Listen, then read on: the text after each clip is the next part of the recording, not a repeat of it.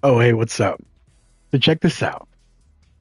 Apparently, I'm not as clever as I thought I am, as I think I am, as I think I was. I picked almost every fight pick incorrectly. I think I'm losing my touch. Thought I was going to be the next MMA guru, but not at all. So for Johnson versus Zellhuber, why would anyone think Michael Johnson was going to win? But he did, and it was a great fight. Dan Ige versus Pitbull. This is the only one that I got correct because all the Bellator fighters can't be terrible, right? They can't all be trash. That would be insane. Somebody has to have footwork. Somebody. Kevin Holland, I thought was going to lose. I got to stop counting Kevin Holland out, man.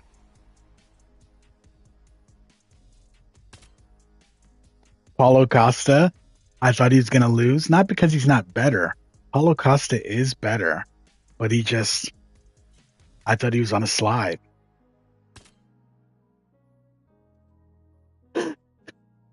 Dustin Poirier versus Max Holloway.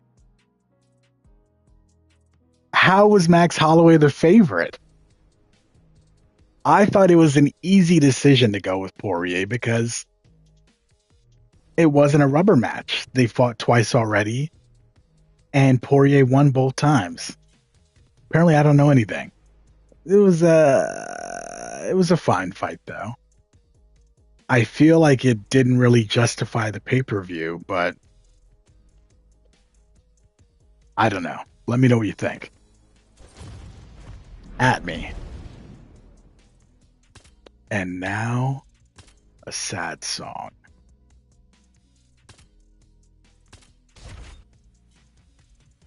Let us check out ranked mode.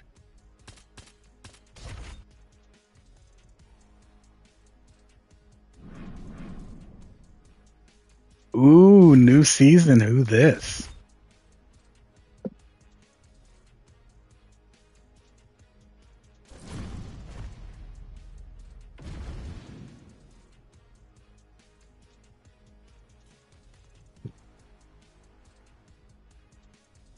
Ooh, heavyweights.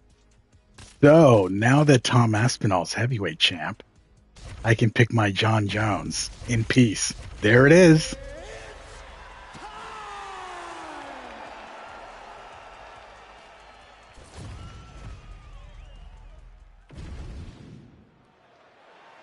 You ready to fight? Ready. Let's do it.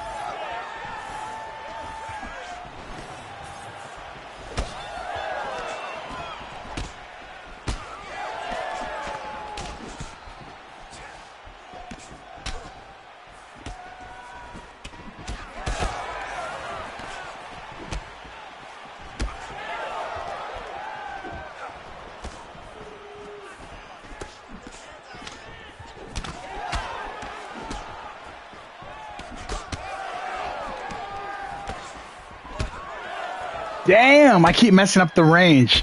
That's all I wanted was that front kick. Hey!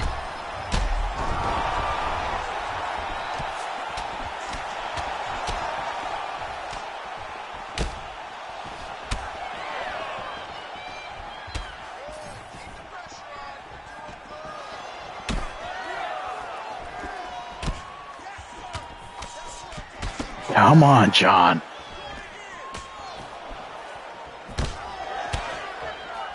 Come on, John. Show him who's the greatest. I still can't believe John Jones retired. I mean, we all should have saw it coming, right?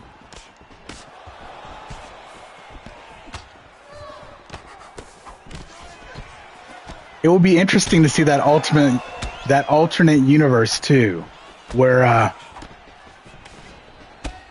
Alex Pereira doesn't lose to Ankalaev, and we get the super fight with John Jones. I hate super fights, but that does sound fun. Who wouldn't want to watch that? Ooh.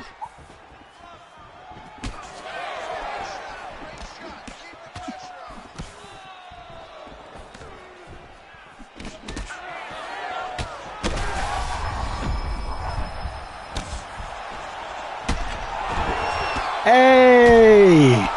Are you serious? Wow.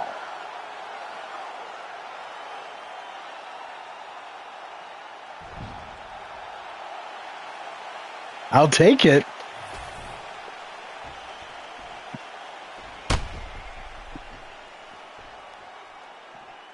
I'll take it.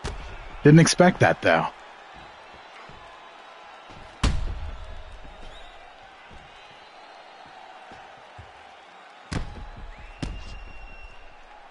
One more for good luck.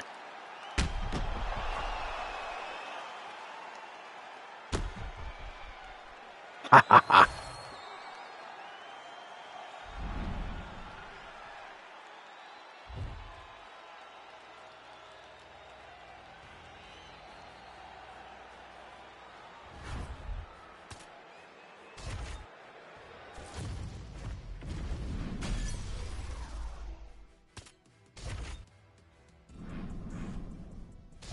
Okay, 1 down, 4 to go.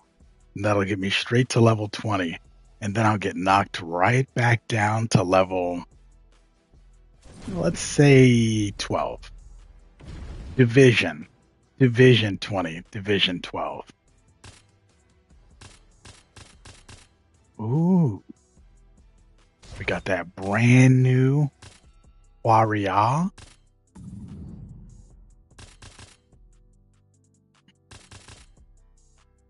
It's kind of weird. Why doesn't Ilia Topuria have his cool shorts?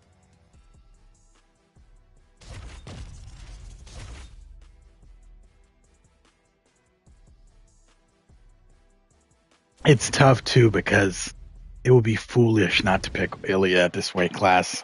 You ready to fight? Ready. He's so good.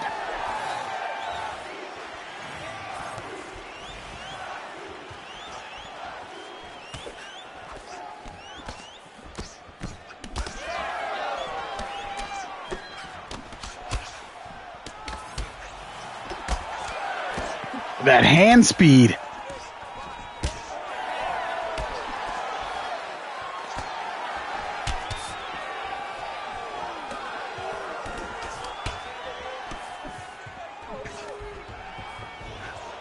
Come on, man. You've got that boxing. Why would you do that? What kind of man are you?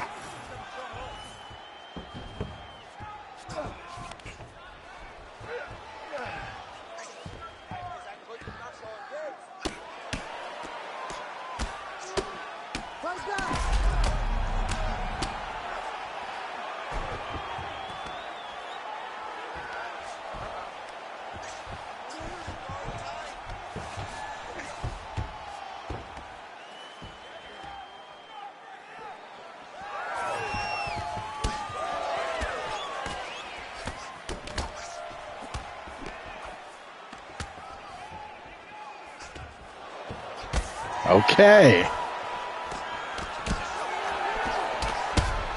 Jeez.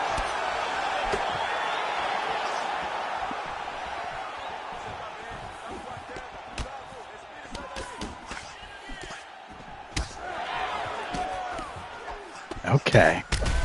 What? What even hit me? You don't need to use these tools, guy. You've got the most vicious hands.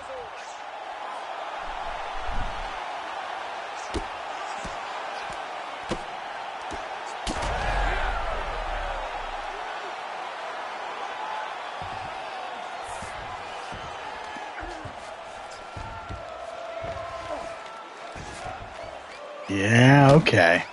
Okay.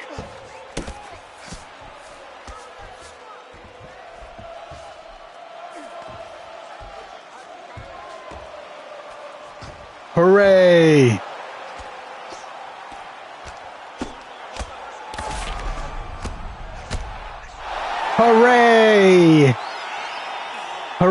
Wait a minute. I'm not Ilya.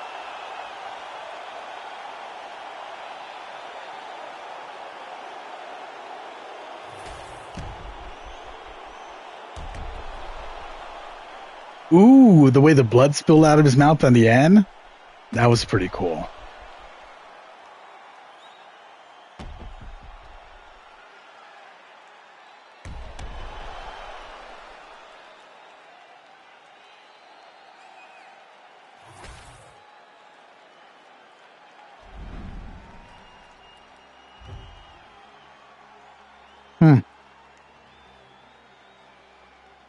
Still kind of disappointed. Good fight, though.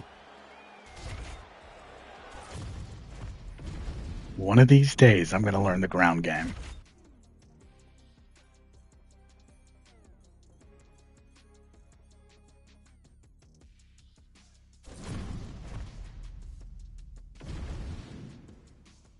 Okay.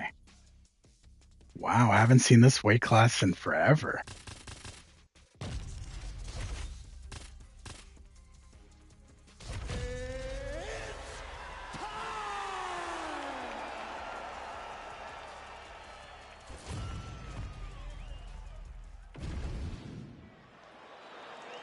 You ready to fight?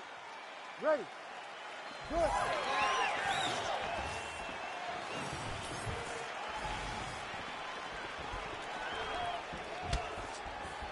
Okay.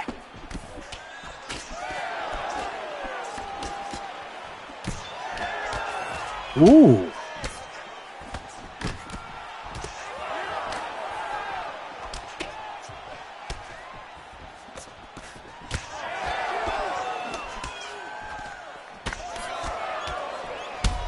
Jeez.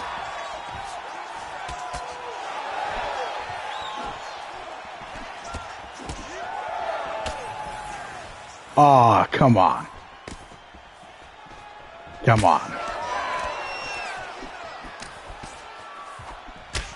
There it is. That's what I'm looking for.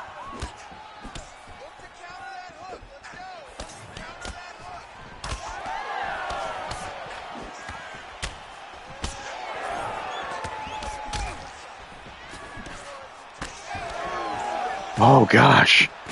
Oh, I didn't time it right. There we go. Time that right, though. Oh, my gosh. I needed that.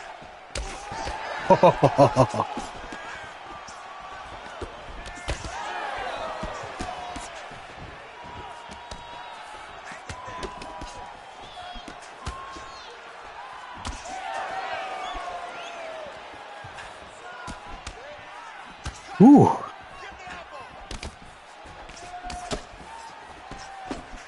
We really need to put an end to those combos that no fighter's ever done in real life. Like the head kick to punch combo. Like, what the hell is that? Wow.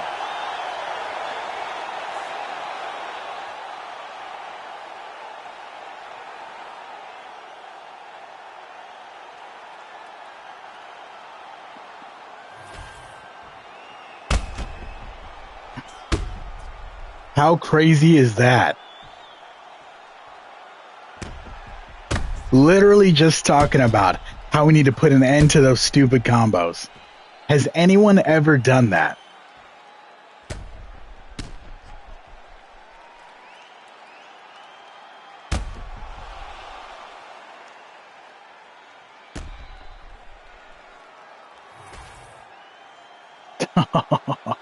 I'll take it.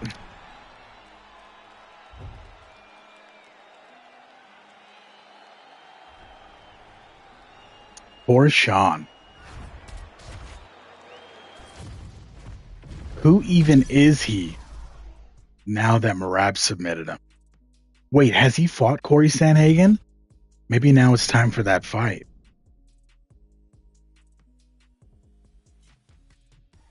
Or should Sean even be a gatekeeper for Corey Sanhagen? What's the rankings like? Is he up next to fight Merab?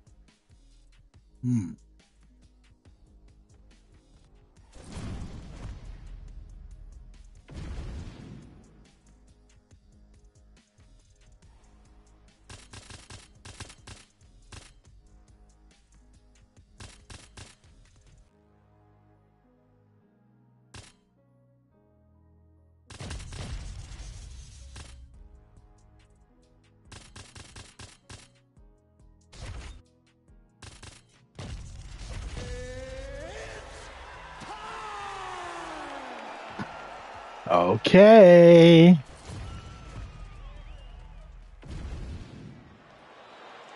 You ready to fight? Ready. Do it.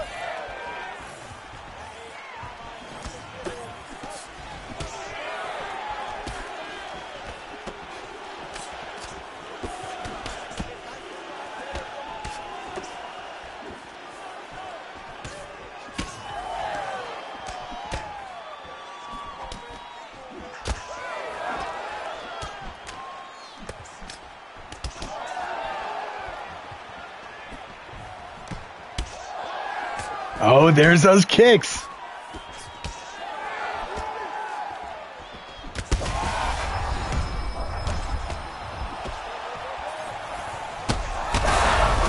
Jeez.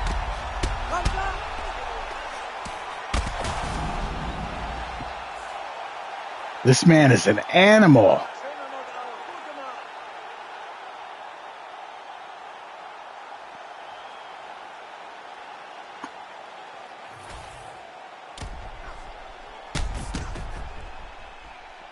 This is like playing with 90s Frank Shamrock in the Dreamcast UFC game. Like, it's not even fair. What are we supposed to do here?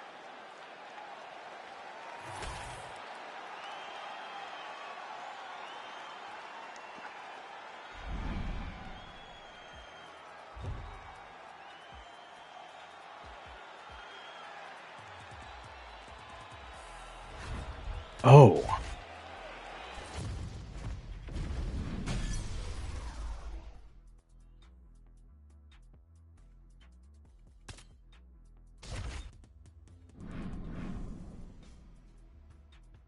Okay. What's the final weight class? And who shall I pick?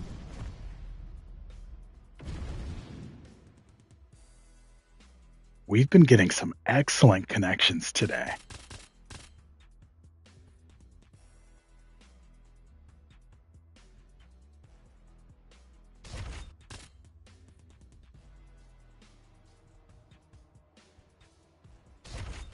I guess I gotta stand till Poirier, man.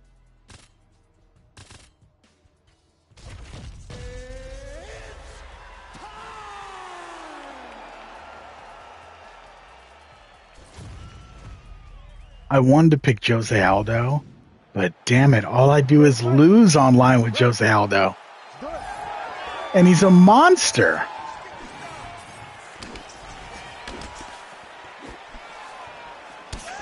Hey, what's up, Rain? How you doing, man?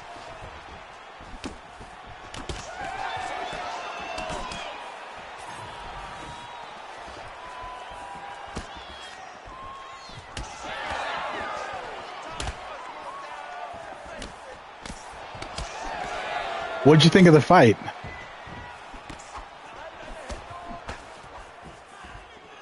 Yeah,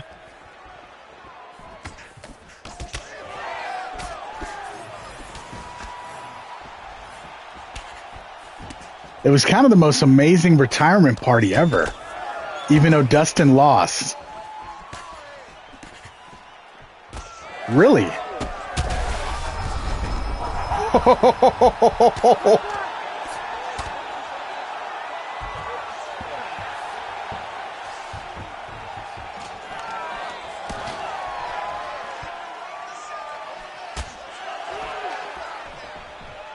Yes. Like, think about how the other legendary UFC fighters retired. Oh, were there? You know what kind of surprised me? That Crawford versus Mr. Cinnamon Canelo was getting advertised during the UFC pay-per-view. What kind of madness is this? Not only was it advertised during the pay-per-view, but the Canelo fight is going to take place on the same day as a fight night card. So they're basically advertising the competition.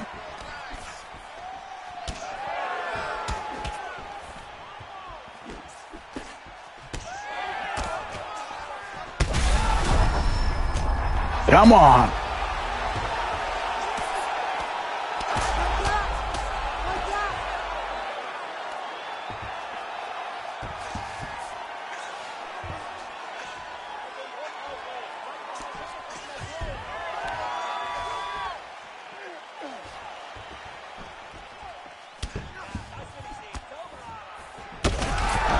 Oh my God!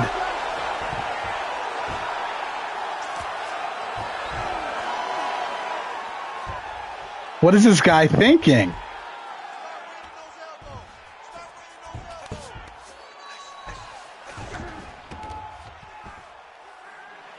So did Usyk objectively make history?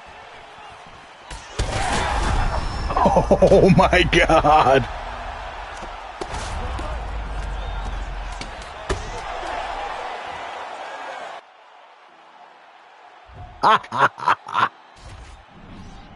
What did he do that was so special besides winning? Wait, is Usyk undefeated? Hey, look at that. Ranked mode champion. Got to do like this. I suppose that's how you drink tea. Oh, I see the purple crown now.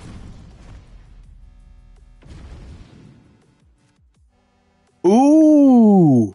So I finally see the purple crown. And I think YouTube's doing kind of like a Twitch thing. He's beaten all the best fighters in his generation. Wait a minute, let me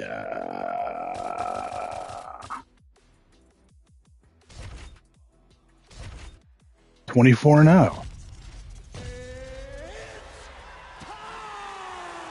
He beat Tyson Fury, right? Wait, what weight class is he? I was thinking he was a heavyweight for a second.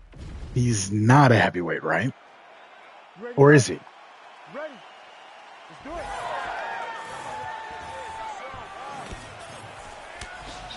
Oh, he is a heavyweight. Why did I think he was smaller?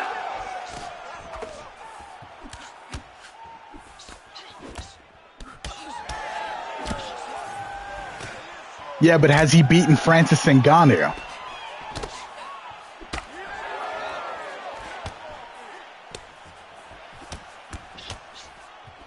Is this a bad connection? I didn't check.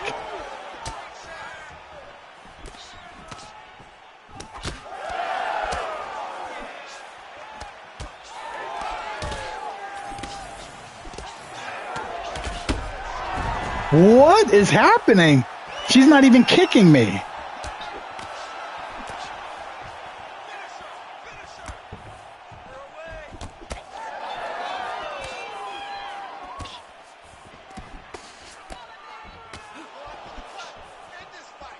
So like MMA math doing the boxing math.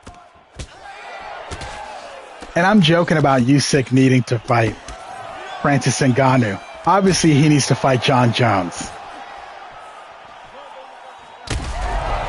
Woo, girl. There we go.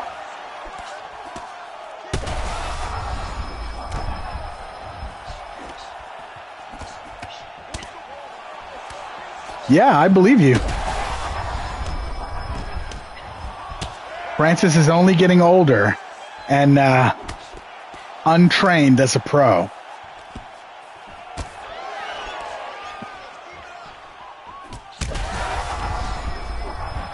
Wait, how old is Usyk?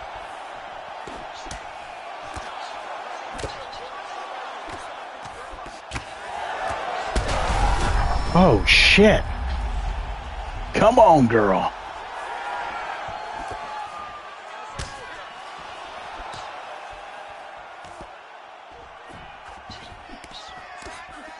$38? Okay.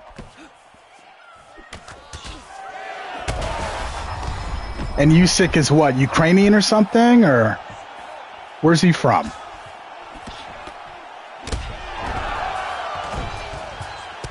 There it is. Come on, I need this. I need this.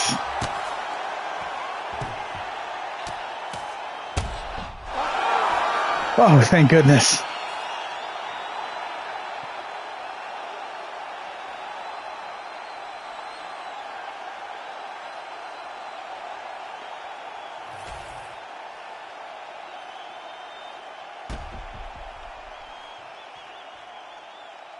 $27-year-old, huh? Okay. Yeah, the funny thing about UFC 318, I basically missed every call. I haven't picked a fight or I haven't picked a card this badly. I think since I've been back on UFC, since I started this channel, I got every single main event card pick wrong, except for Ladies and gentlemen, referee Herb Deans called a stop to this contest. Patricio Pitbull versus Dan Ige. That's the only one I got right. Because I figured all the Bellator guys can't be complete bums, right? But here's what's kind of bummy to me. So, the Michael Johnson fight, he ended up winning that, and I think he was like, I think his opponent was like a minus 700 betting favorite. So why book a fight and ask someone to pay for a fight if it's minus 700? Oh, I just watched a movie too, and Brian Ortega was in it. Wait, what weight class are we in? Oh no, where's Poirier? There he is.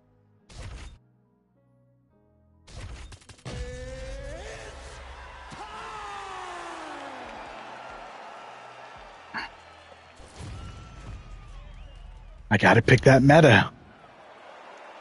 I have no choice.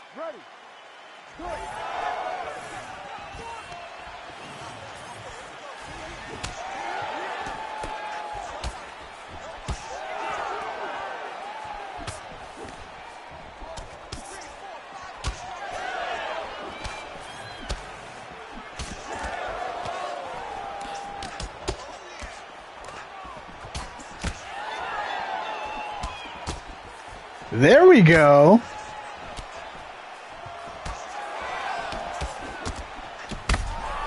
Woo!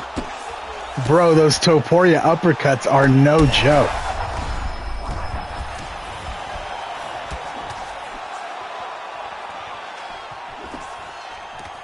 What does undisputed mean?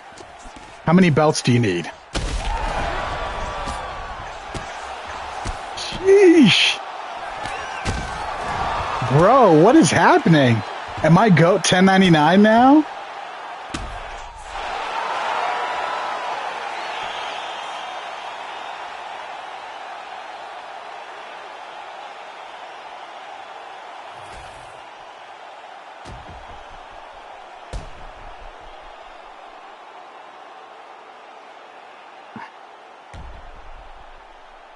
Bro, I'm feeling like Max Holloway right now, because I'm him.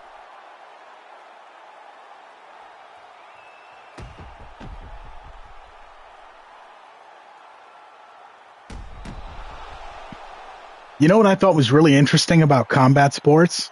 So, in my opinion, sports are the closest thing that the world has to a meritocracy, where it's truly about ability and not politics. The closest thing. It's not perfect at all. So it's kind of fascinating to think about combat sports, because combat sports should be the purest version of sport. But then you have judges. And one thing I thought was really interesting during the fight, the commentators were counting takedowns. I'm trying to remember which fight it was, but it was on UFC 318. He was counting takedowns. I think it was Patricio Pitbull. And he said, this fighter has this many official takedowns. And I thought that was fascinating. Or excuse me, he said unofficially he has this many takedowns, which means you, the viewer, are watching the sport and what you see doesn't matter. The only thing that matters is what the judges see, unless it's a knockout. And then if it's a knockout, unless it's like a crazy knockout for a TKO, the ref has to call it. I thought that was really interesting for something that's as close to objective as possible. the idea that he was like, yeah, it's unofficial takedowns, because you never know what the judges will say. What could be more obvious than a takedown? It's not like he was counting glancing blows. Oh, I stepped back too far.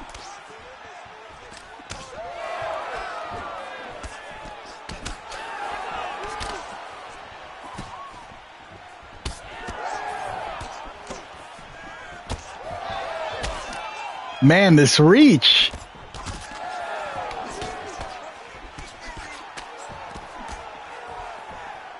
Oh, no.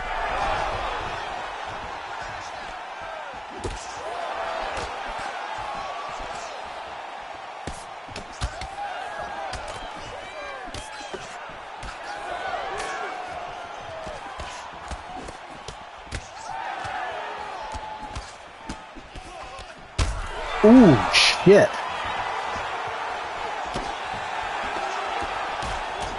Looks like I'm about to be out of there.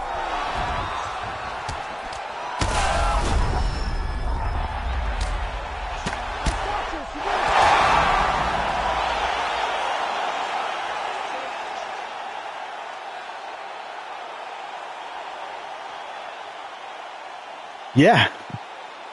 Yeah, we are up out of there.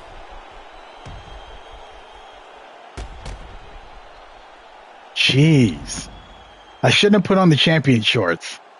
That was a bit too much hubris from your boy. That was a mistake.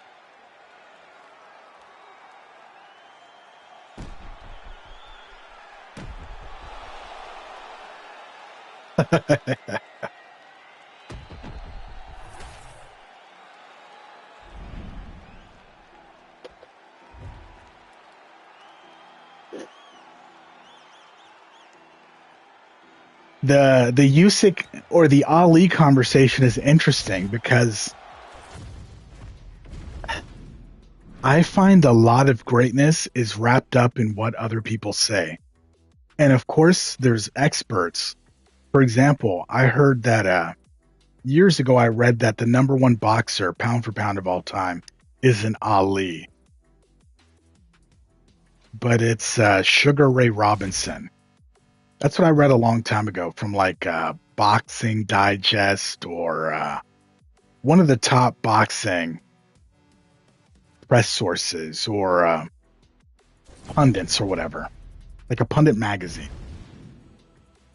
And I thought that was interesting because because Ali was the shit, but a lot of what makes Ali great is Ali saying he's great, right?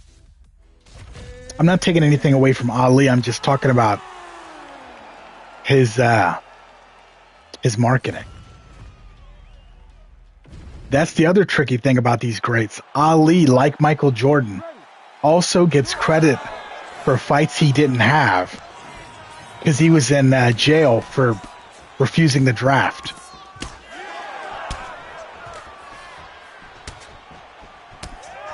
So people say Ali lost however many amount of years off of his prime, and they assume he just would have won those fights, which is possible.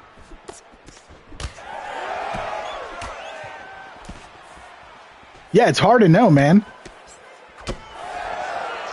Because history often isn't modern history with sports is a little bit easier.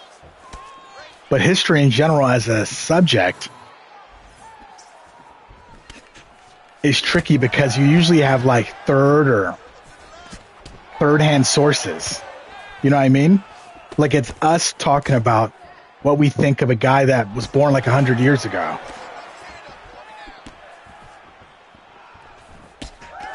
Ooh. 19 times. And I'm trying to remember. He had some really good fights and losses against a white guy. Was it Jake LaMotta? I think it was Jake LaMotta. Speaking of Jake LaMotta, have you ever seen the movie Raging Bull? Incredible. Starring Robert De Niro and Joe Pesci. directed by Scorsese, boxing movie in black and white, super classic. It's about Jake LaMotta. And I think they pretty well cover his legendary fights with Sugar Ray Robinson. The other tricky thing, too, is it Rocky Marciano? Another white dude that was undefeated. But the interesting thing about these old guys is they have more losses, but there's less politics involved. But there's arguably more corruption involved. Who knows?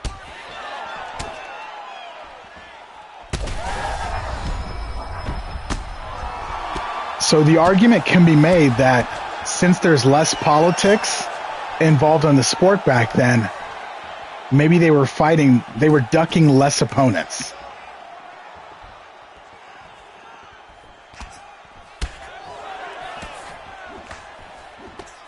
This was the pre-Don King era.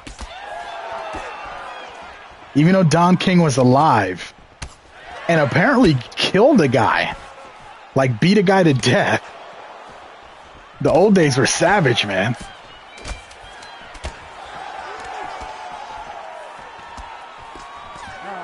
Hey, stop. Like, let's see. Da-da-da-da-da-da. Really hurting them. You knocked him down, almost ready to go. Okay, this round, I want him out of there.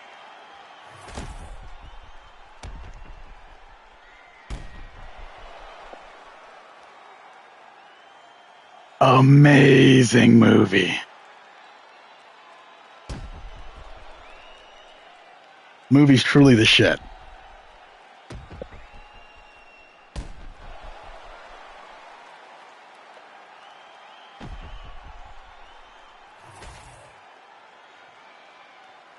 Ready to fight?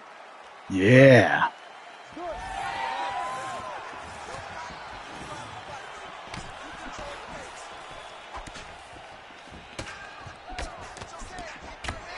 Maybe you're right. Maybe it's time for me to get back into boxing. I really like the historical aspect of it. I like the historical aspect of a lot of sports. Like when I was a kid, I used to read encyclopedias and read about like the Yankees and the history of baseball and stuff like that. I didn't even really give a shit about baseball.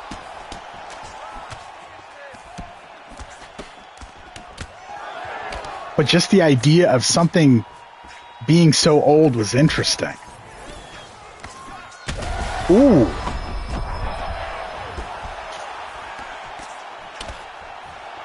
Come on. Come on! Don't do this. Don't do this.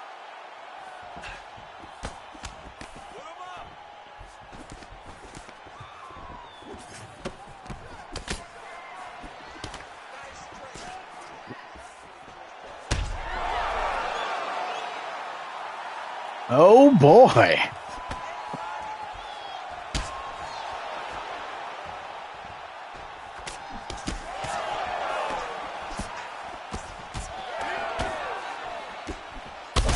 Oh shit.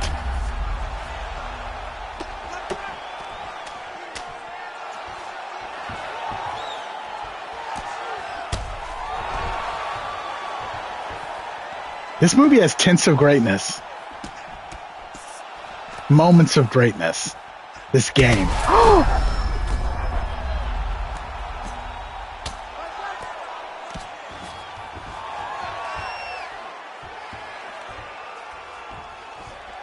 Like the animation for Corey Sanhagen. Ooh.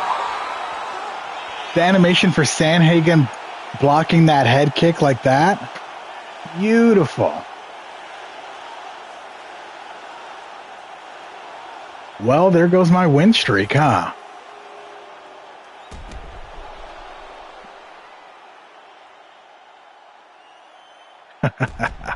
Yeah.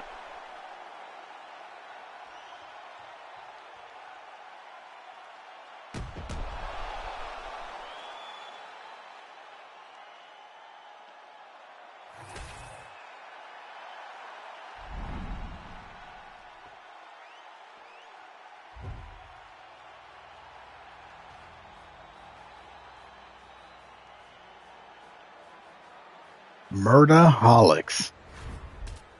Okay. Okay.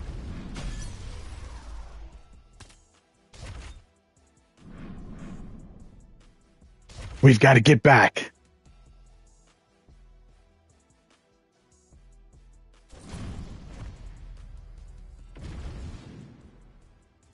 Man, what a strong woman. Sheesh. Look at her.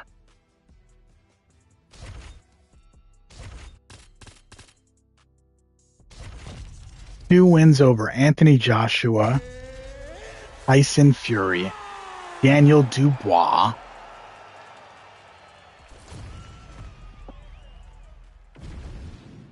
How tall is Usyk? Ready to fight? Ready. Good. Ooh, Valentina. Didn't even notice he picked her.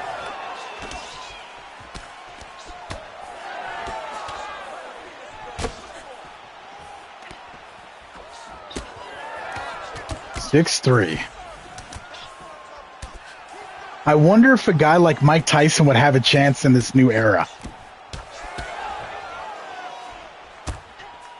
But Ali was what? Was he 6'3" also? Or was Ali 6'2"?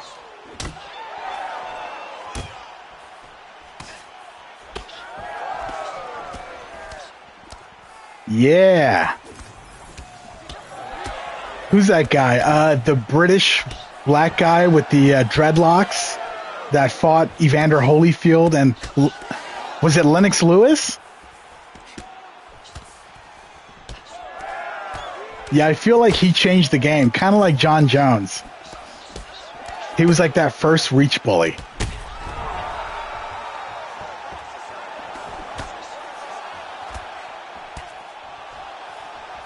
Right, I understand.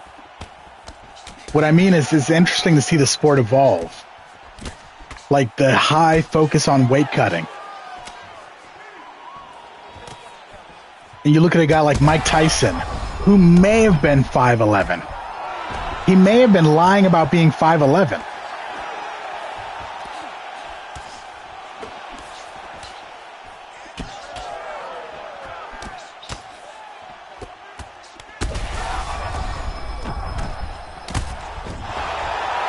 Woo!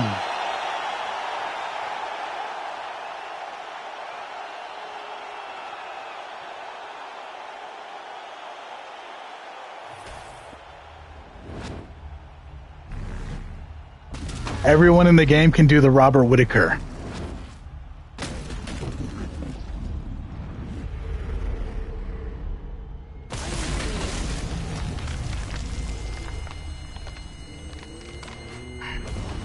Is it just me, or is Paulo Costa a Brazilian Robert Whittaker? Obviously, he didn't get a belt, but their fighting styles are very, very similar. Ladies and gentlemen, referee Herb Dean's called a stop to this contest at 2 minutes, 47 seconds. Yeah, that's the other thing about these GOAT conversations. That's really tricky. A lot of the old guys get a ton of points and credit for either being innovators or part of an innovative era or regime. Like Michael Jordan. People say Michael Jordan's the GOAT, but nobody wants to talk about Michael Jordan. How he spent, what was it, like 6 or 8 years on the Bulls, not winning anything? He went to the Bulls in like 84 or some shit. And didn't start winning till like what, 90, 91? It's interesting. Yeturyan. TJ Dillashaw. Yeah, I like this.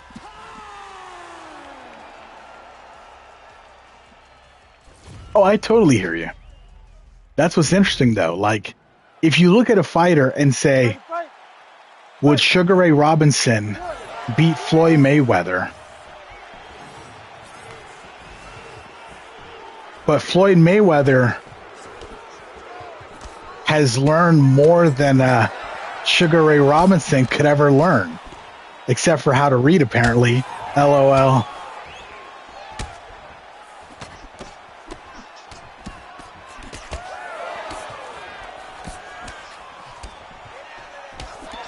But yeah, I feel like most of the conversation should be who would win. Especially when you're talking about combat sports. But it's almost not even fair to say that. Like, you can look at Ali versus, who is it? Frazier and Foreman, and say, okay, Ali can beat a guy that's stronger. Because he beat those heavy punchers. But can he? Would Ali truly be able to beat Tyson Fury? Because Tyson Fury is super tall and basically studied how to fight like Ali. Right? He uses that jab.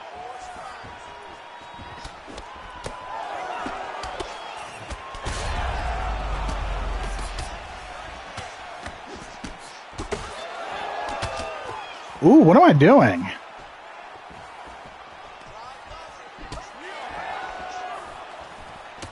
I got to utilize that movement more.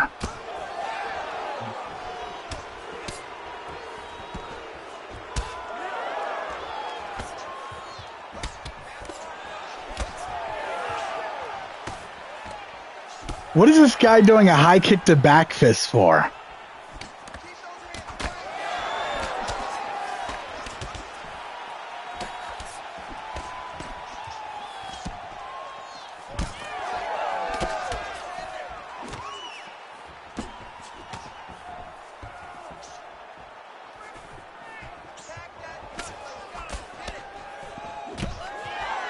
So how badly did Usyk beat Fury?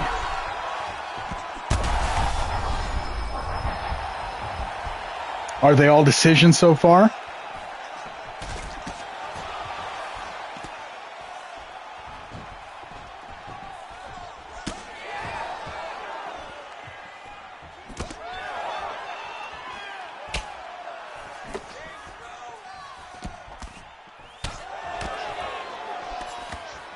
Were they close or pretty decisive?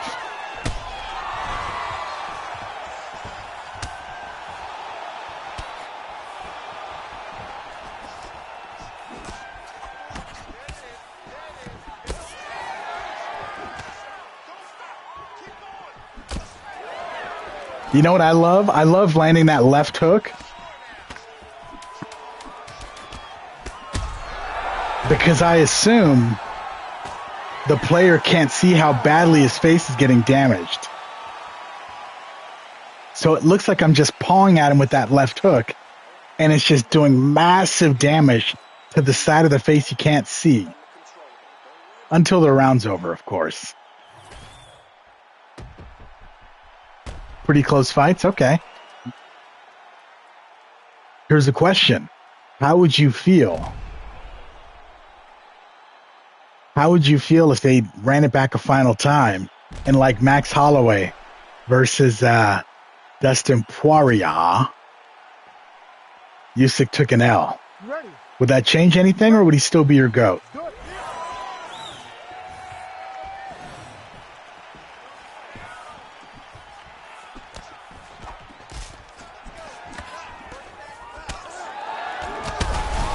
Ooh. What do you mean this ain't MMA? Oh, God.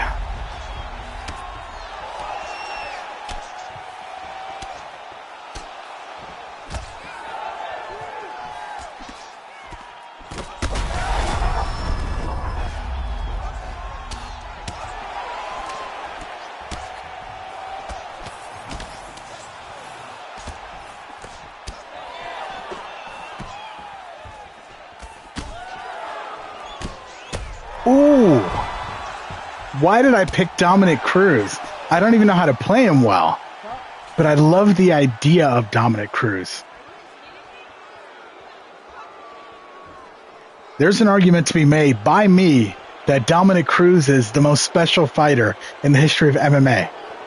Wow.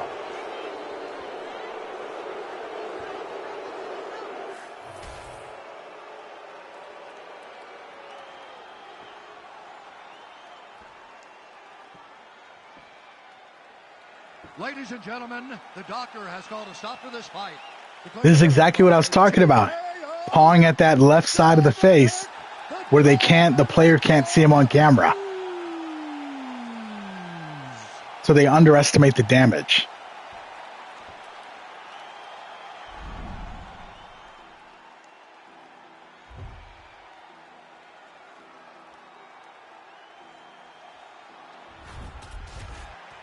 A momentum-based sport, huh? So which fights on UFC 318 did you see? Did you see your boy Dustin Poirier's last fight? And did you see the absolute pageantry they had for this man? Like, Shogun retired on the prelims. Robbie Lawler was what, on the prelims also?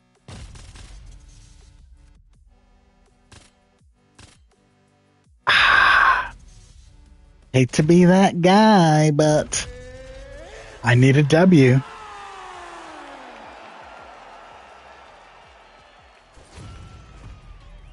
Yeah, poor Shogun Hua retired on the prelims, I think. Robbie Lawler, I think he retired on the prelims. Jose Aldo, nothing big. You got to stay on the inside.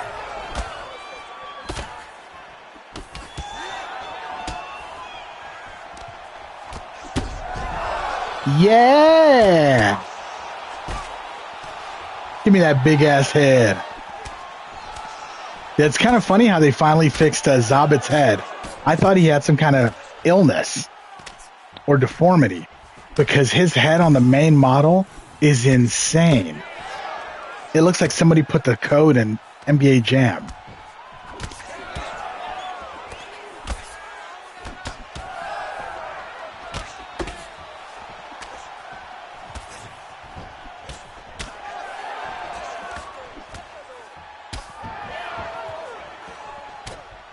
Oh, there's always miracles in sports.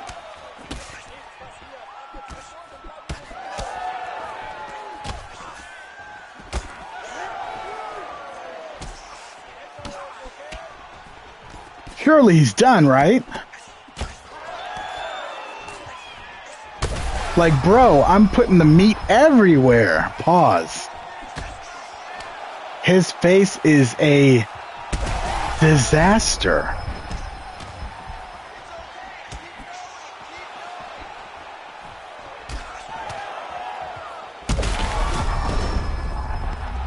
Sheesh.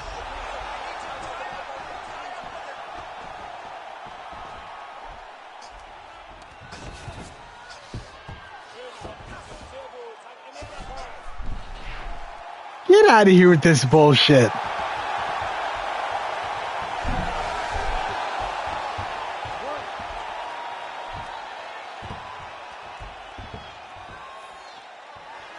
Put me in a darce.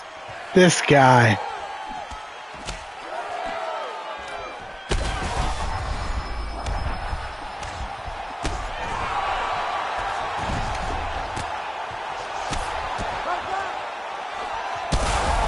Jeez. Ilya is so ferocious.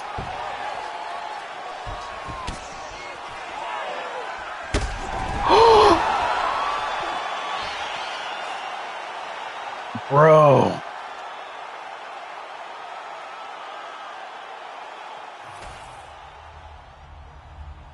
See what I mean? Look at that side of his face. Ooh. Ooh. The battle of the uppercuts. Ooh. Look at that. Beautiful.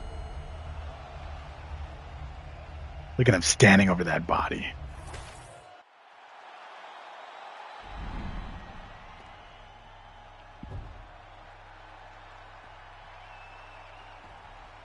Yeah, so what did you think of Dustin Poirier's retirement fight? To see so many legends, so many former champions retire on the prelims on L's. And it seems like the only people that got home field advantage for their retirement was Anthony Smith and Dustin Poirier. Robbie Lawler, Shogun, Jose Aldo, they're just like, I'll retire right now. Pantoja the GOAT. Look at him. And look at this. Why do we have a second 5-star DJ? This dude couldn't get a 5-star in here.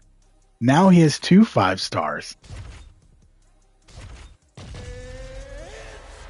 And the crazy thing, green shorts Demetrius Johnson has higher punching power and lower clinch game. You ready to fight? Ready. Good.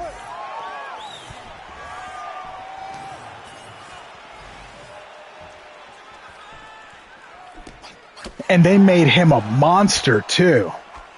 I think his striking, grappling, and health are all 5 stars. Oh shit, look at these views. Hey, thank you everyone who's watching. I appreciate it. And click the like button. Please.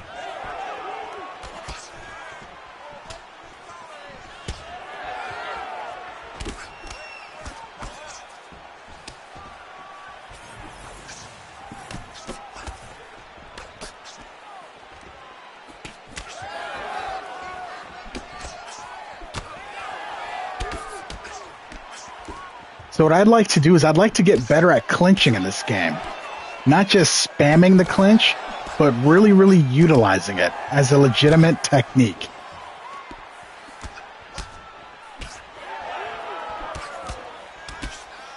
You know what I liked about Max? I like how he tried to be like, Dana, let me get that fight or whatever. But this isn't my moment. This is Dustin Poirier's moment. He tried to pretend like he was being diplomatic. It was very cute.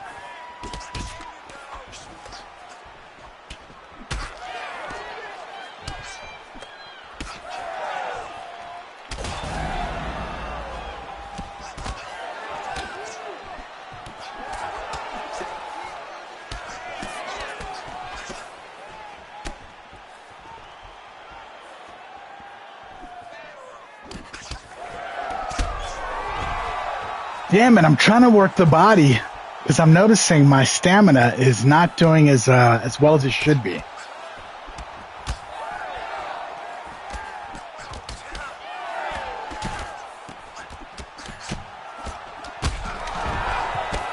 And there's that extra punch power. Thank you, champion.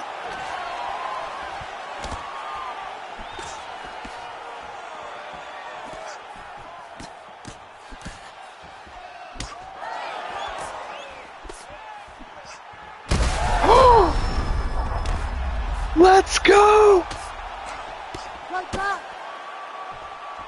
Oh, I knew I should have got up.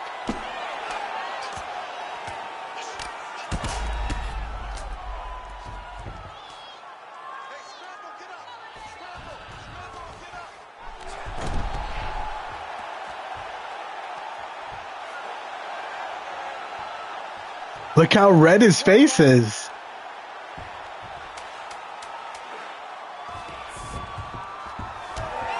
Beautiful.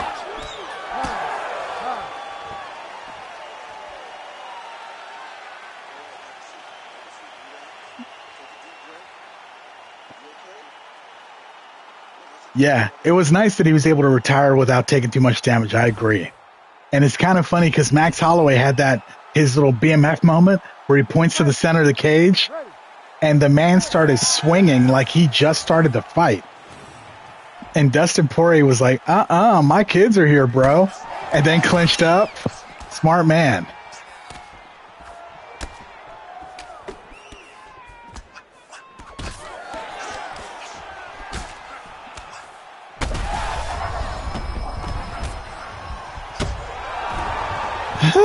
I didn't want to do that. I was trying to do that. I guess it worked out, though.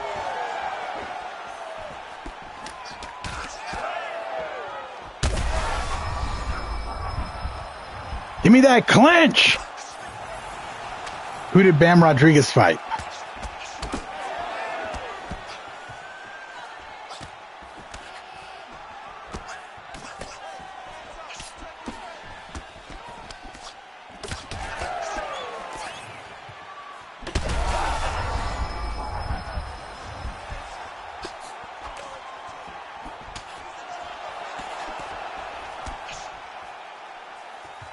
Come on, baby, come on. 11-0 champion. Okay. That's something. Ooh.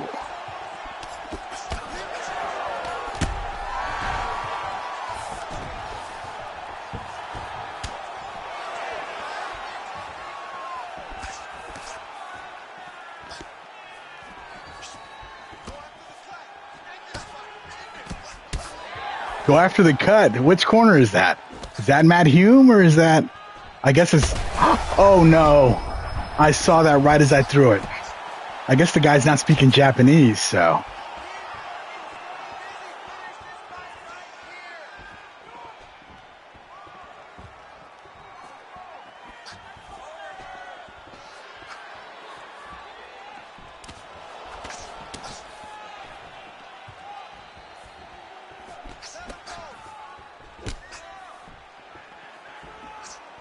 Oh, God!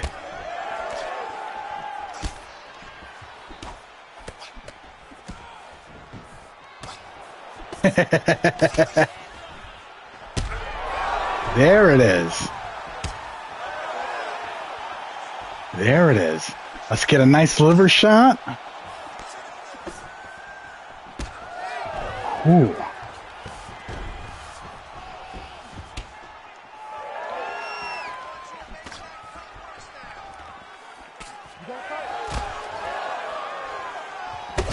Oh, God.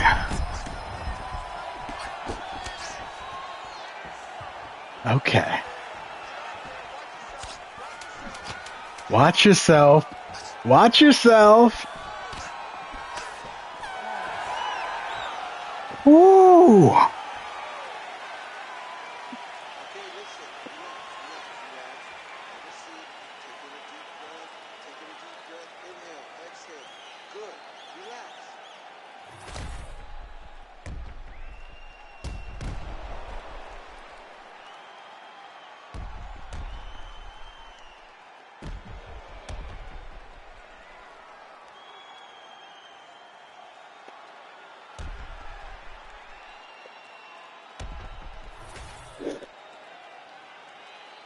You ready to fight? You ready? Good.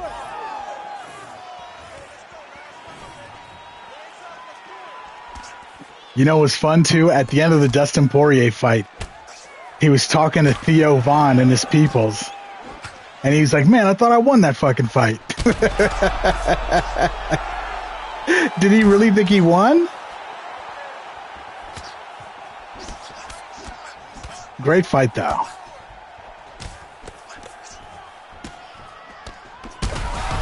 There it is.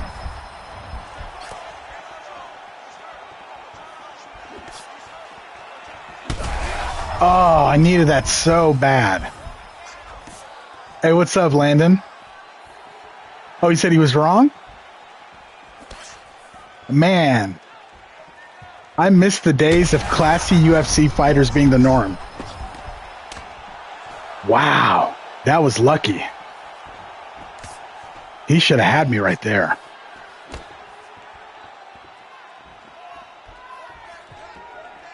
Yeah, I'm curious about Dustin Poirier. I love to see him. He's not even my favorite fighter, but I love watching a fighter retire well. That was so beautiful, man. And he's not even a former champ. I mean, he had the interim belt, but whatever. He's just a guy that everybody liked.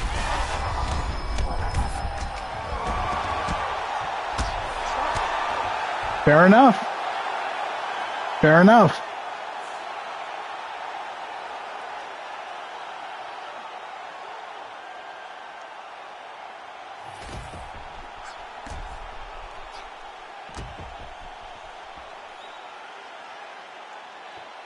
Man, look at all that sweat.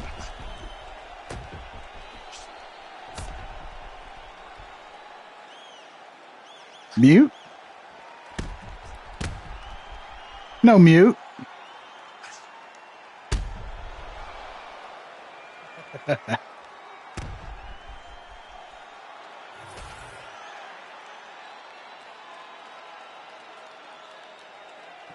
Ladies and gentlemen, referee Herb Dean has called a stop to this contest at 2 minutes, 29 seconds of the third round, declaring the winner by...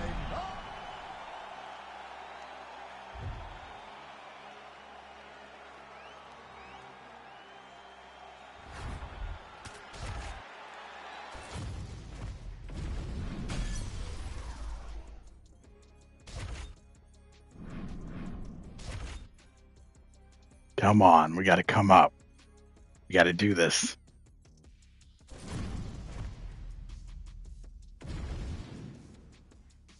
Okay, Jack Della Maddalena. Leon Edwards. Who do I... Ooh, I know who I want to pick. Let's have some fun, shall we?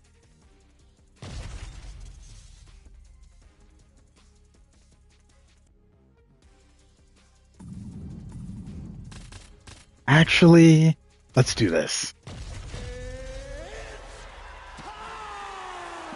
I should have went with JDM. Ready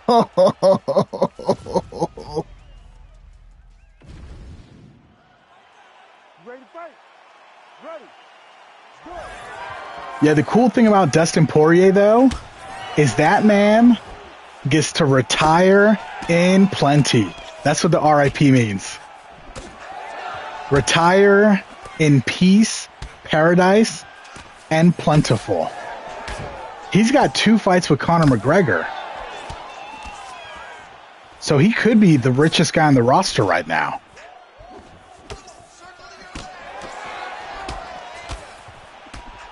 What is happening?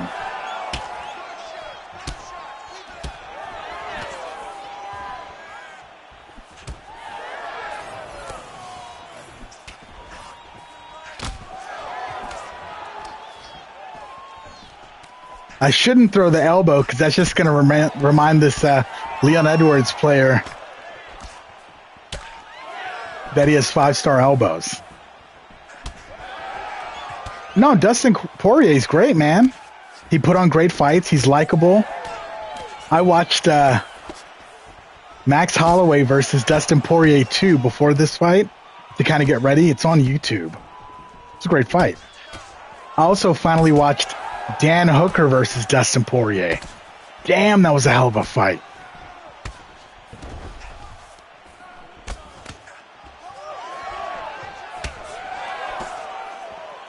It's so cool, too, that Dan Hooker, when he's in the fight, he looks like he's an equal with Dustin Poirier. And then after the fight, Dustin goes over to Dan Hooker's corner, and Dan Hooker's like ready to get it in the ambulance. And Dustin Poirier's still walking around like it's not like it's practice, like it's a scrimmage.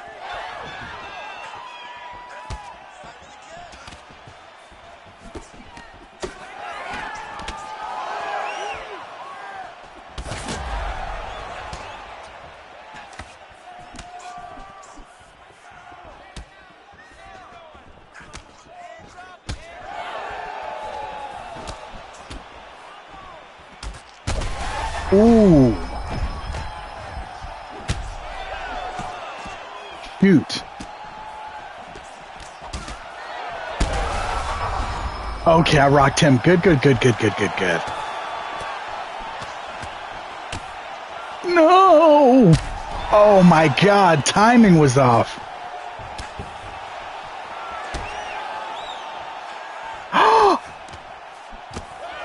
Range was off. Oh my gosh! I needed that. This is not going well. I should have picked Wonder Boy.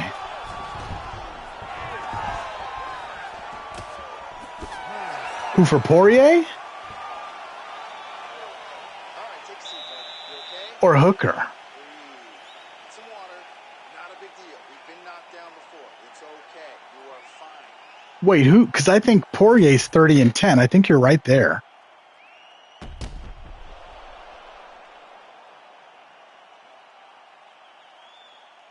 Wait, you said... Oh, you're saying his UFC record, not his career record. That is an excellent UFC record.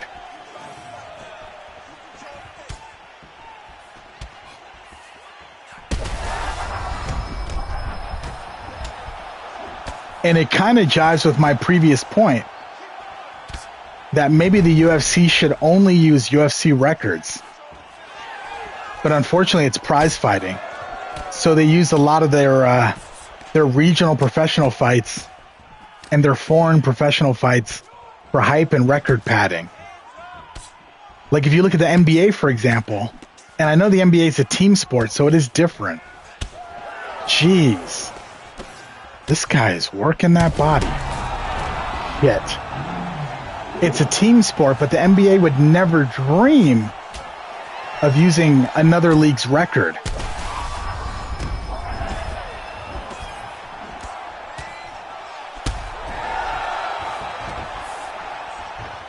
Like they wouldn't talk about somebody's N1 basketball record, their Rucker Park record, or their Harlem Globetrotters record. And as I'm saying that out loud, I realize how stupid it is. Yeah. Yeah, that was... It's nice that that's finally over.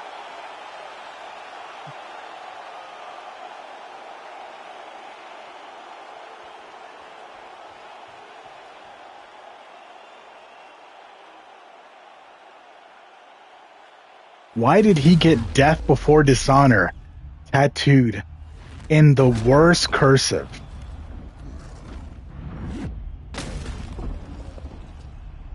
And can we help my man Leon Edwards out? Can we fill in the bald spot just like they fill in the muscles on Ian Gary? Ian Gary is not this buff. Let's fill in that bald spot a little bit too for Leon Edwards. Give the man something.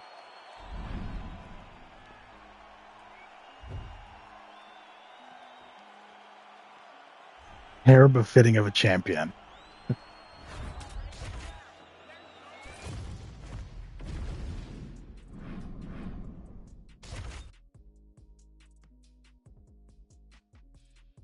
Man, that was a butt kicking.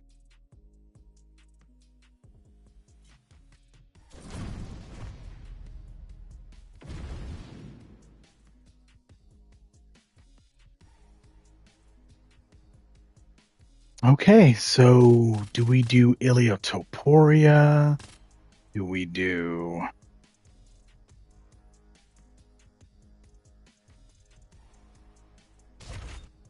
We're on a streak right now.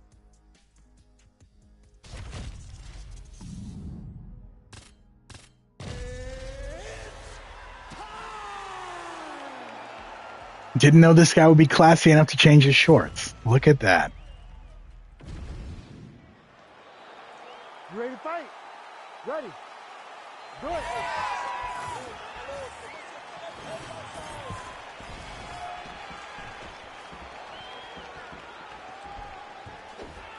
Somebody on Reddit had a really cool idea.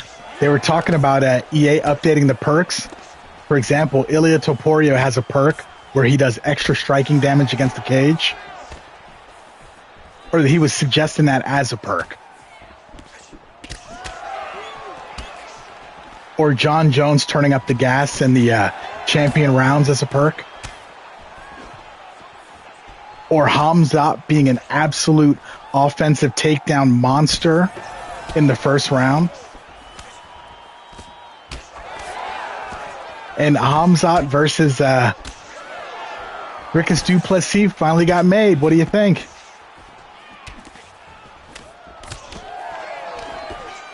Are we excited?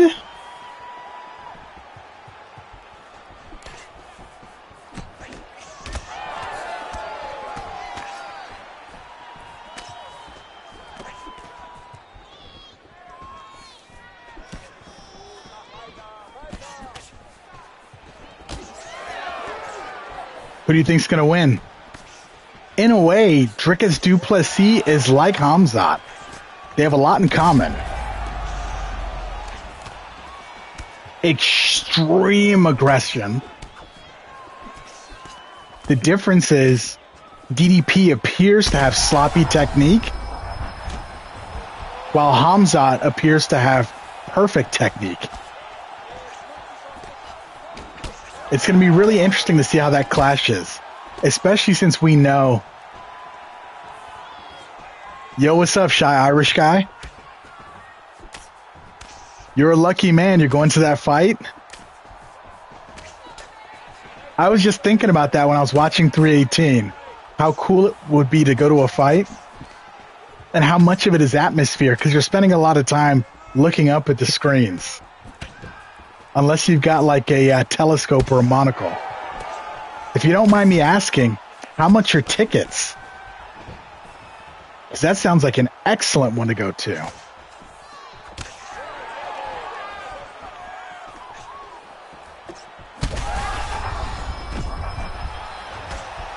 Especially compared to 318, Joe Rogan didn't even want to get on a plane to go see Dustin Poirier fight Max Holloway for the third time.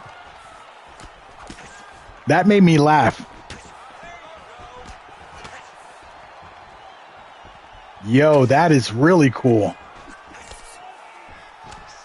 Have fun. Let us know what it's like when you're after the fight. I'd love to hear about it. The only thing better than being a lawyer is having lawyer for family. That way, you don't have to be a fucking lawyer. Those hours sound awful, man. I hear it's one of the most competitive jobs in the world, too. You have to really, really just put up with a lot of shit to get where you want to be. Kudos to your brother. Dude must be a beast.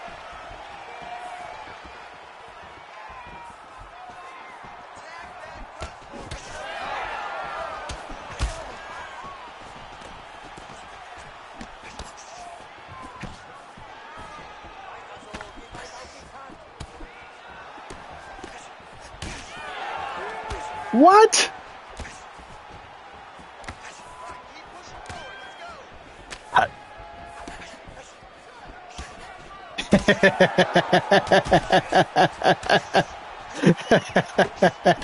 You make lots of babies.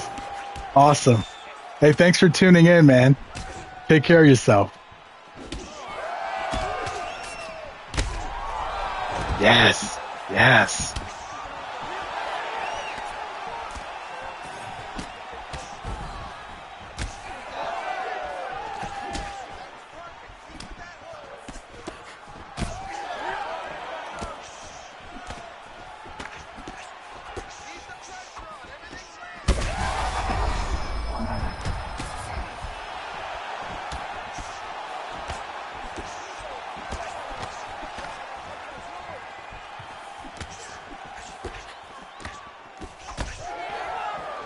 Okay. We're doing a little bit of work here. Hit him with that Bane combo. The double hooks, I love that. From The Dark Knight Rises. When Bane's fighting Batman outside. In the third act. Ah! Ooh! I finally saw Superman. Bro.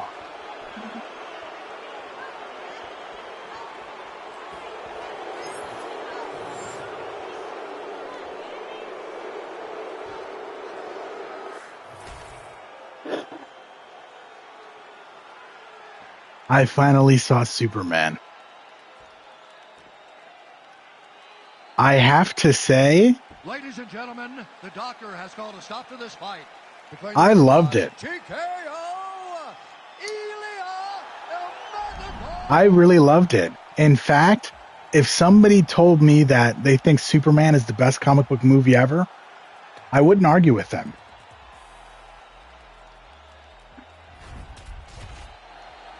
I'm not going to do any spoilers on the stream. I don't know how many people have seen the movie, but it's fucking phenomenal. It's super, if you will.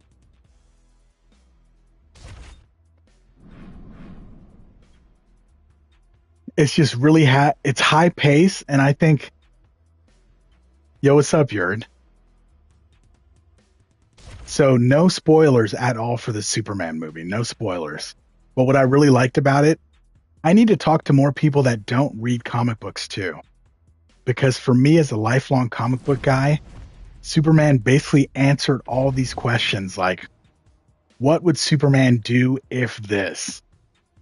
You know what I mean? You guessed Johnson versus El Uber correctly. Bro, I hope you put some money down. Actually, let's do it.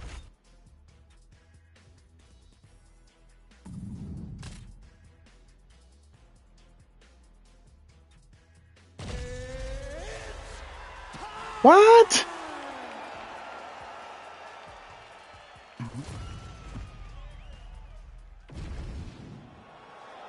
Yeah, the Superman movie was really cool for me as a comic book fan because it showed how absolutely hard it would be to be Superman. Either Barrios sucks, the Barrios, Holmes. Manny who? You're not talking about Manny Pacquiao, are you?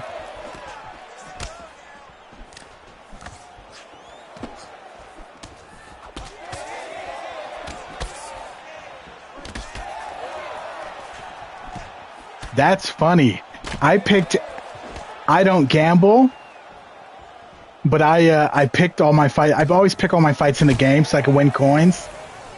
But man, I picked every single fight wrong, except for that damn Patricio Pitbull from Bellator. I knew he was going to beat Dan Ige. Every other fight I got wrong. Kevin Holland's such a beast, man. I gotta stop underestimating that guy. He is so fun to watch. And I would argue that Kevin Holland is the fighter that fans think Nate Diaz is. But the question is, who is Kevin Holland's best win? Kevin Holland doesn't have like a Conor McGregor-esque win.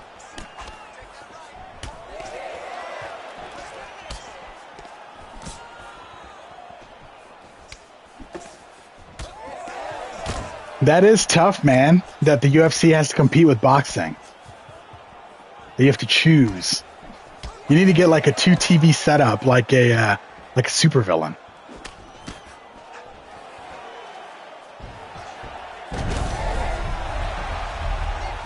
Oh. Didn't expect that. Kevin Holland's best win is Joaquin Buckley. That's what's tricky, man. Because I'm really not a Nate Diaz fan. I don't actively dislike him. I just think Nate Diaz is overhyped.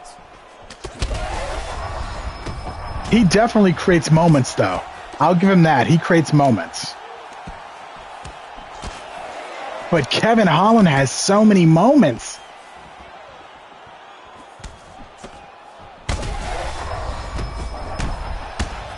Oh, shit.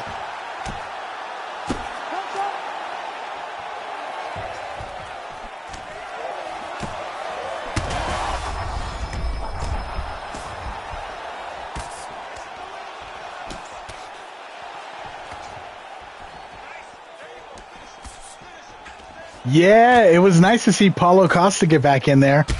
I thought he was going to lose too. I thought we were going to witness the beginning of the Paulo Costa slide.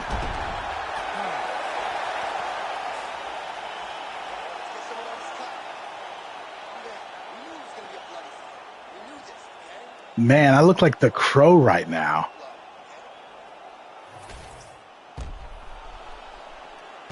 I look like, what's his name? Grifter from, shit, what was Jim Lee's comic book company called? Wildstorm.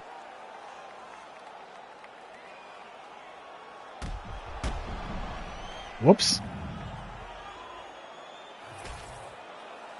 I wouldn't have called you dumb. Paulo Costa is a smart pick. He was the better fighter. It's just that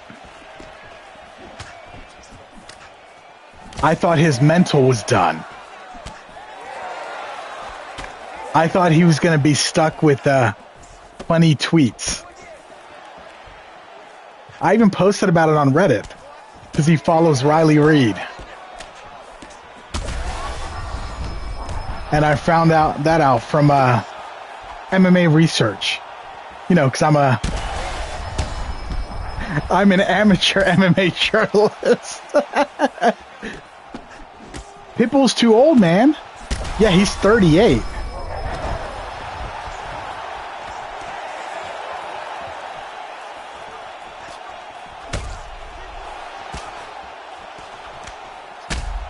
Ooh. Bro.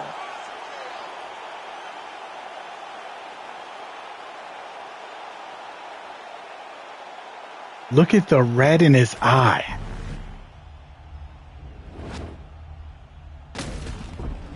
Here's the thing that concerns me about these Bellator fighters, though. So you have Patchy Mix, you have Patricio Pitbull, and you have Michael Venom Page. So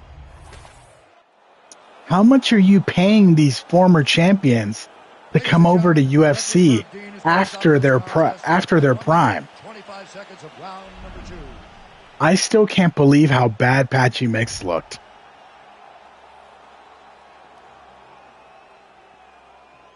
Yeah. Can't forget about Michael Chandler. He was Bellator also. And so was Eddie Alvarez. Was he Bellator before the championship or after? I think Eddie Alvarez was Bellator before.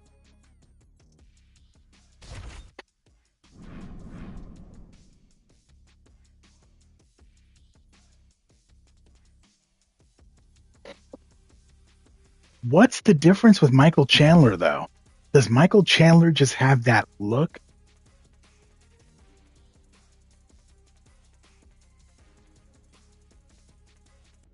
And I don't mean just that he's white. I mean, Michael Chandler looks like an Adonis. You want to watch him fight. No, guys, we can't do this one. It's a horrible connection.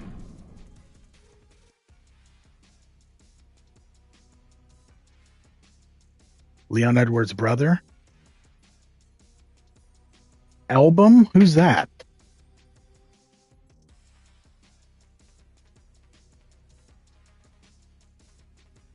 Is he also coming to the UFC?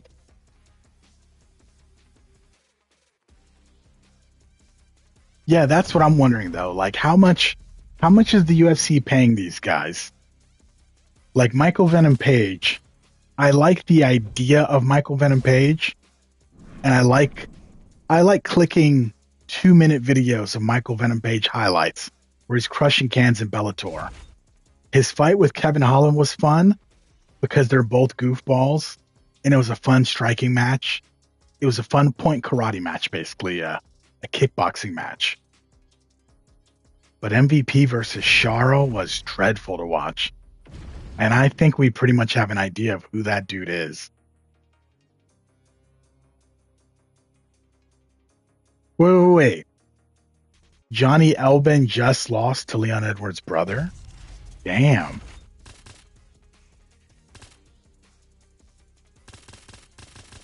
Actually, let's do the white shorts.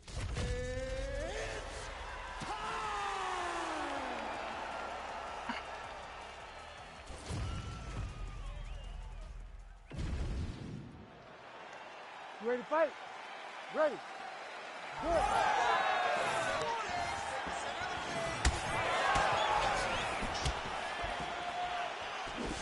Oh, okay.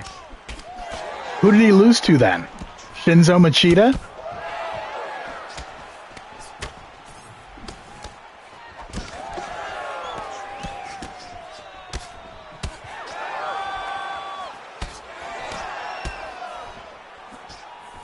The IFC? What do you mean? Isn't IFC extinct? What's the IFC? UFC, okay. I thought you were talking about that, the IFL, the league that they tried to make with the MMA legends as champions. This guy's got some beautiful kicks.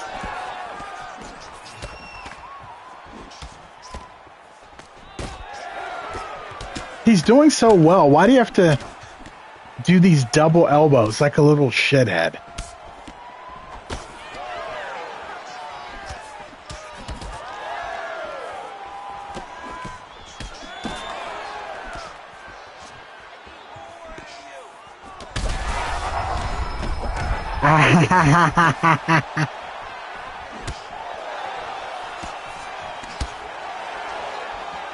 Okay.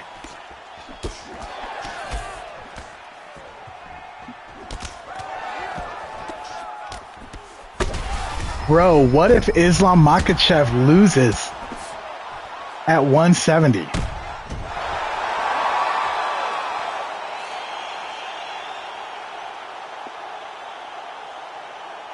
And Lorosenko needs to take Shavkat to get a haircut. Because that style, I'm not feeling it.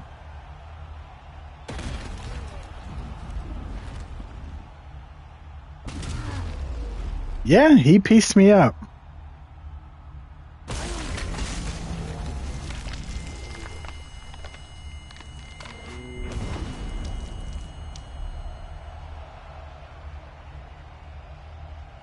Yeah, the interesting thing about Islam Makhachev is I know nothing about Russian or these Russia-adjacent countries, but I have a feeling that these genius athletes get to become state-sponsored or state heroes or something. So I'm not sure if money matters for them. I need to look into this, find out if this is true. Like Habib got a lot of money from the Conor fight.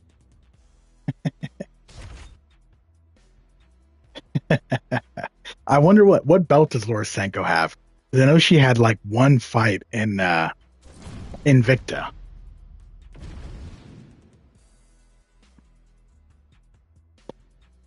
Dakota Dicheva. Bro, are you watching WMMA over in PFL? That would be wild if you are. Actually, let's pick Bay. Who are we kidding?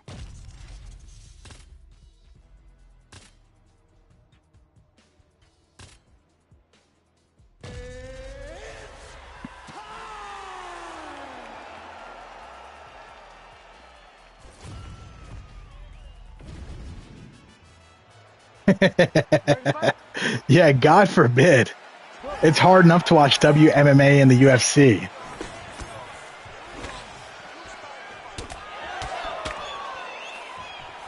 When you say bigger woman, do you mean larger or you mean more popular?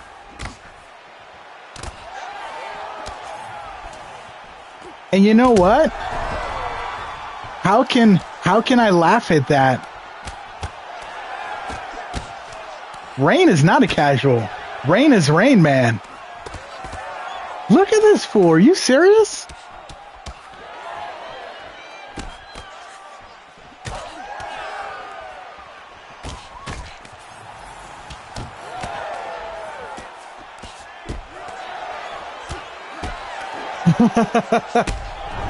What is this? Yeah, I can't hate on PFL when my girl Kayla Harrison came over and wrecked shop from there. So it's not like it's impossible. Especially with the questionable talent pool in WMMA. Jeez. Oh my God. Oh my God. Oh my goodness.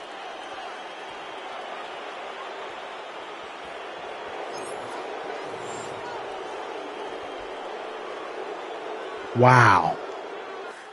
This guy is a piece of shit. Why even play the game if you're going to do that? You pick a 5-star fighter, spam elbows, then knee elbows. Dude is maxed out on ranked. Why? Why? Kayla Lesnar.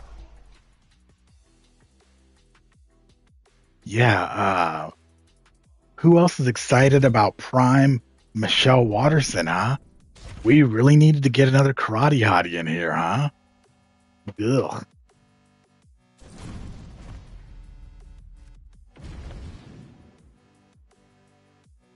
Aaron Blanchfield.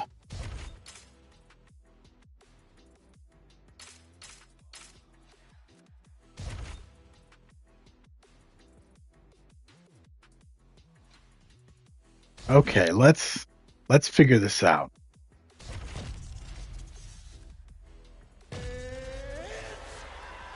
I need to redeem JDM, or I should have just picked Ruthless Robbie Lawler. That's my mistake. You ready to fight? Ready. Good. Champion Robbie Lawler with them body hooks.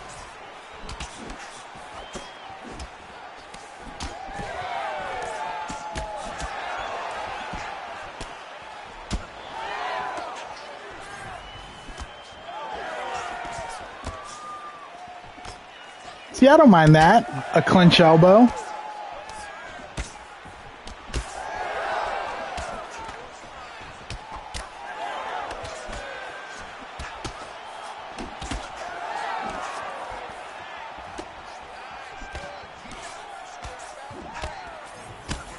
Man, I really want to make Leon. I really want to like Leon Edwards. He just makes me sad, though. Should Leon Edwards fight Ian Gary next? Or should he fight Shavkat?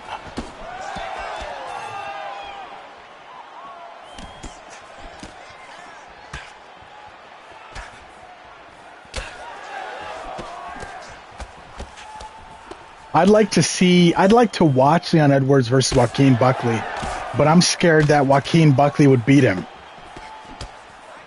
I have no emotional attachment to Leon Edwards. I hate to see him slide like that. True.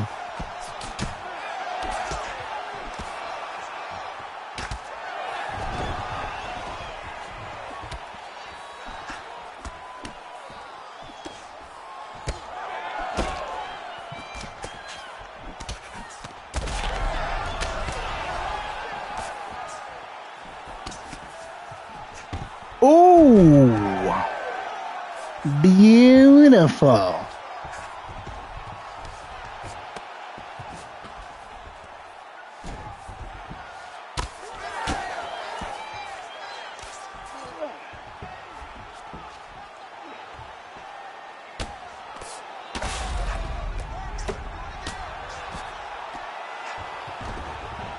Hey.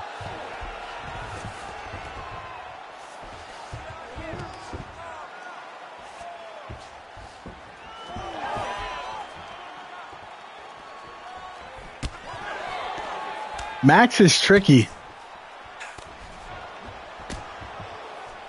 I'm still kind of mad that Ilya is not the BMF, honestly. It's kind of silly to see Max strutting around with that fake belt when Ilya is a BMF and knocked him the MF out. I like Max Holloway, but bro, who is better than Ilya Topuria? Serious question. Ilya Topuria is this incredible boogeyman. He's short. He's a legend killer. He uses his hands, but he has this brilliant Brazilian jiu-jitsu that he's not even showing us right now. He's just standing and absolutely decimating people. But unlike Alex Pereira, he's fighting people that are dangerous on the ground too. Like that Charles Oliveira win. I knew he was going to beat Charles, but man, the takedown threat for Oliveira was always there. So it keeps that win good, even if the win is even if Charles is a bit old.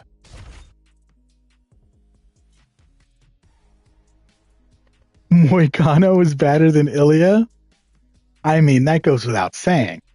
When I say BMF, I mean everyone except Moicano, obviously.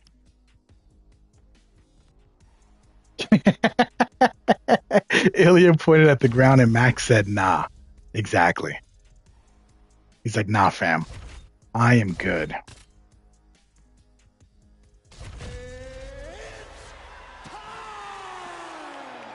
Yeah.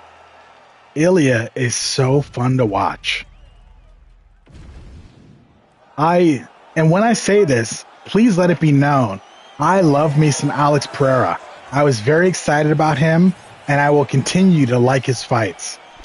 However, Ilya Topuria doesn't have the stink of Alex Pereira, because we all knew watching those fights that they were only matching him with strikers because it was a sales play. We knew that he was being fed strikers.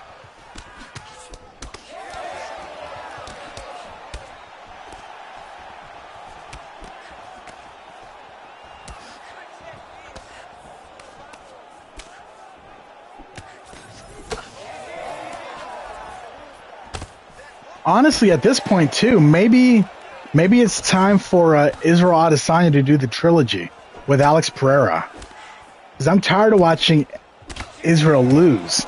Who does he fight to get a win back? Does he fight somebody from Dana White's Contender Series, like Derek Lewis?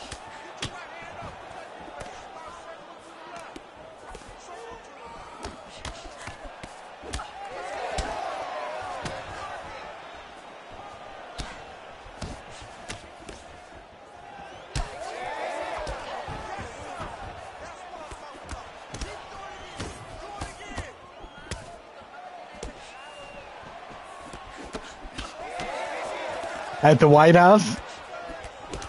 Bro, I kind of like that idea. It's goofy, but it's like the most American thing ever right now. You have this double foreigner who's African and Australian, or I guess from New Zealand, versus the parody of Americana himself, Sean Strickland.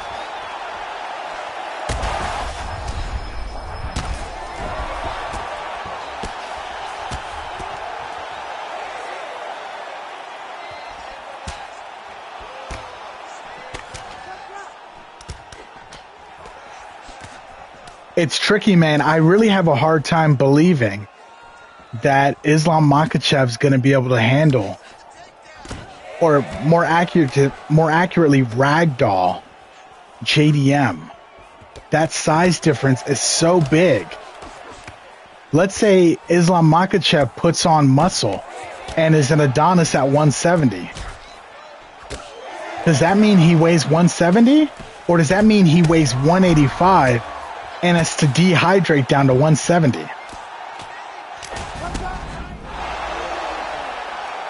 And if that's the case, how healthy is he going to be versus a much healthier JDM, I presume? Does that mean skill for skill? I think Islam Makhachev is better at everything than JDM. But size is size. There's a reason there's weight classes. But I'm very excited for this fight because there's stakes, finally. Dustin Poirier versus Max Holloway has zero stakes. I know he put the silly fake belt on the line. That's not stakes. None of those fights we watched on that pay-per-view had any stakes at all. Not one. But man, it still wouldn't be Ilya Topuria versus Islam Makhachev. Ilya putting his 0 up against Islam Makhachev's streak. Oh, it would be so good. That's stakes. Hell, Shavkat versus Ian Gary has more stakes than the last couple pay-per-views we saw.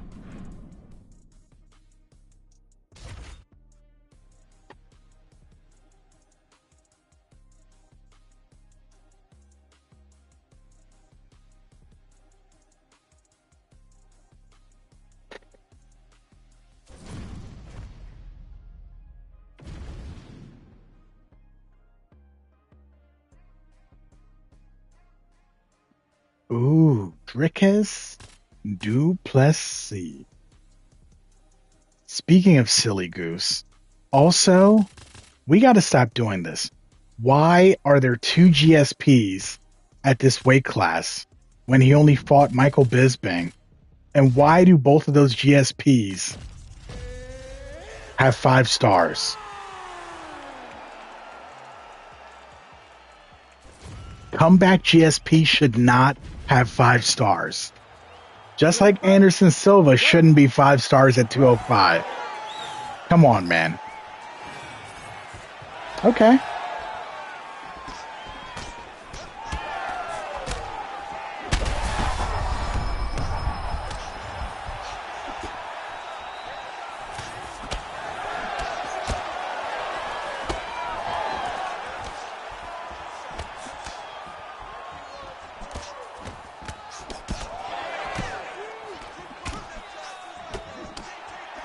I thought this is who Michael Johnson was fighting, by the way. I totally misread it. But either way, I thought Michael Johnson was going to lose. So I'm not making an excuse. Ooh.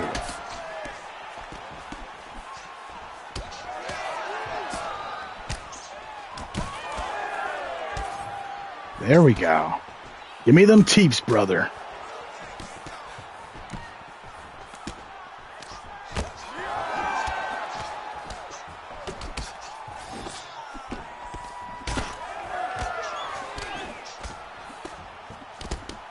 Oh, Superman, though. Yeah, no spoilers for Superman. So, I think the movie was almost perfect. I have a couple of criticisms, like the casting of his parents. I don't know who they were supposed to be, but they were so odd, and they kind of took me out of the movie.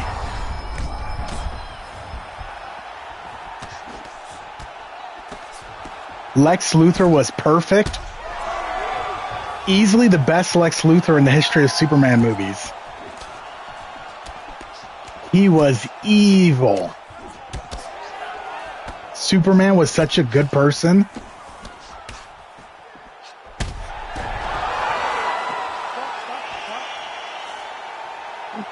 Oh my gosh. And I got early strikes in.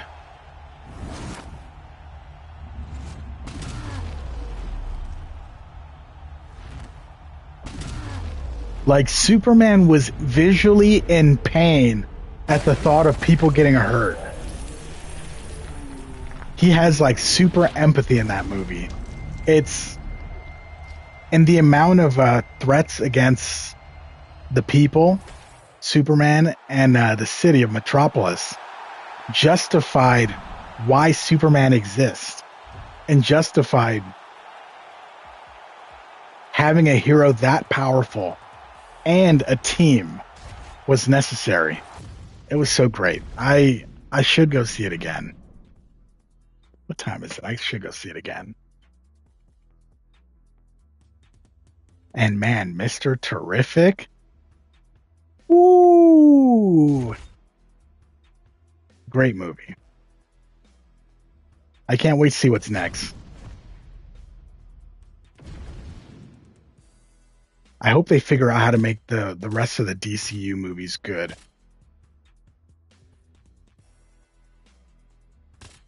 Okay, who do we want to pick now?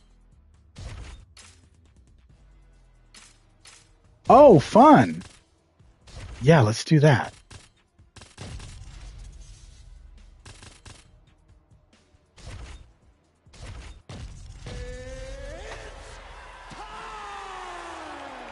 Volkov versus Almeida. Bilal all over again.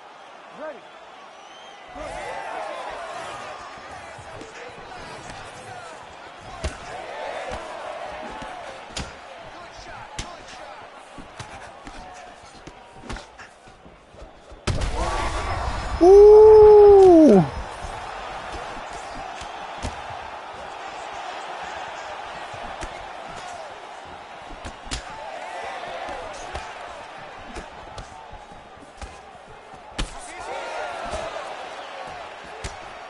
I like the way he went for the body jab.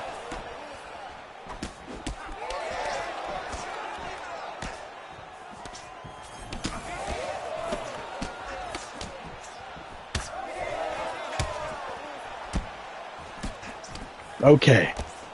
So Adesanya has way more stamina. I need to be mindful of that.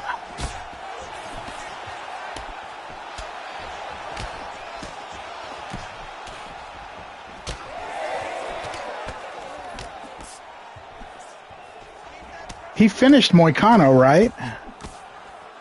He submitted him. And that's not... I guess you're right. I was about to say it's not his fault, but that doesn't matter. I don't think anyone counts that as a good win, though. It's a win, but I think it's kind of like a...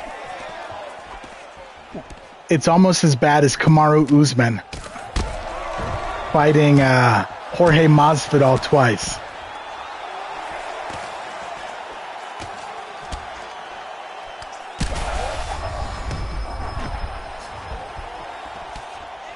I think Dustin Poirier is a good win. It's not remarkable, but he's in the weight class, right?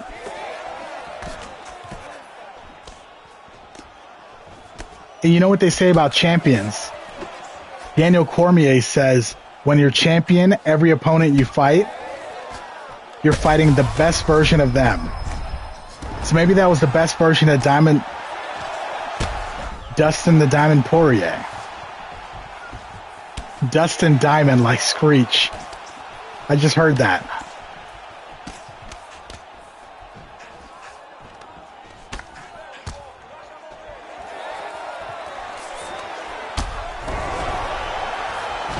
Ooh.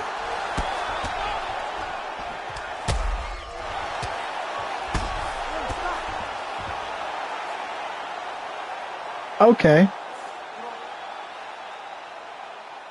That makes sense.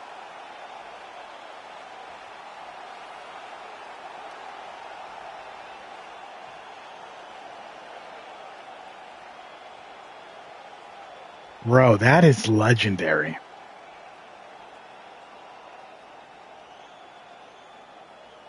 They gave him a three taunt celebration.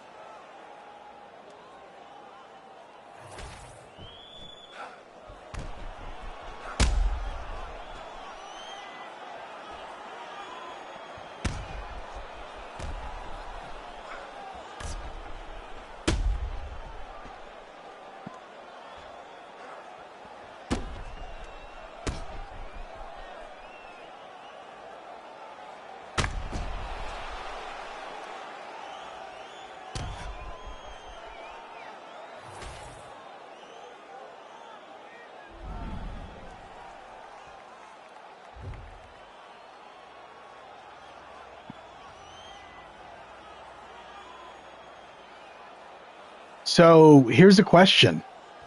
Does Islam Makhachev or does Habib have better championship wins? Because they beat some of the same people. Well, they both beat Dustin. And Islam is still on a very long win streak with only one loss. And two of Islam's wins are against a smaller opponent from a lower weight class. But at the same time, I mean, beating Volk twice is way better than beating Moicano, right? This weight class again? Jiminy Christmas. When are they going to stop with this goofiness? Give him the correct shorts with the correct gloves.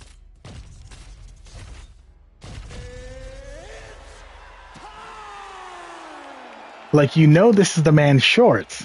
This should be his active kit. They need to chill with that bullshit in the next game. You ready to fight? Ready. Good.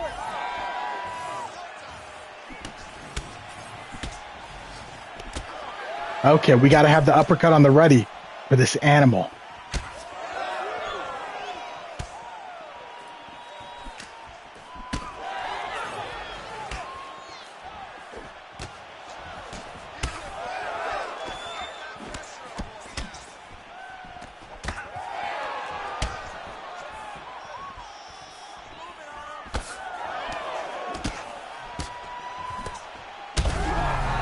Ooh.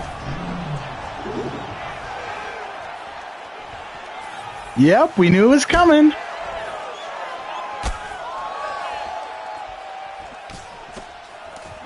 He's trying to pretend that he's a boxer. But we know you picked Hamzat, buddy. We know what's happening. Knee elbow, huh? Wow. You should be ashamed of yourself.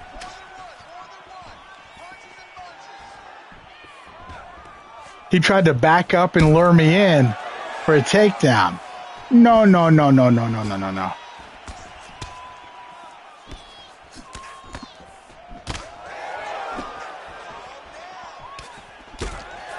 When you say momentum, are you talking about mental game too?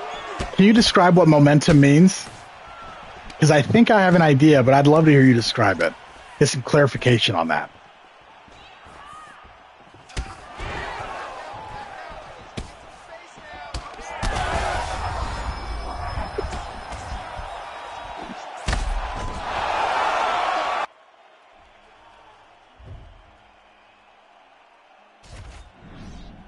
Bro.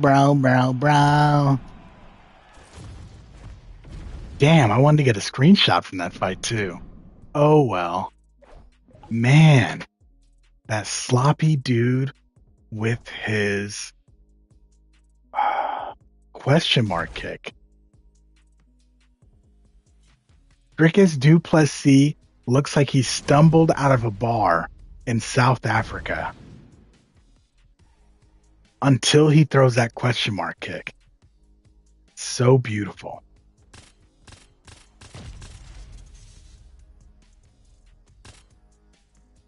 We really doing this?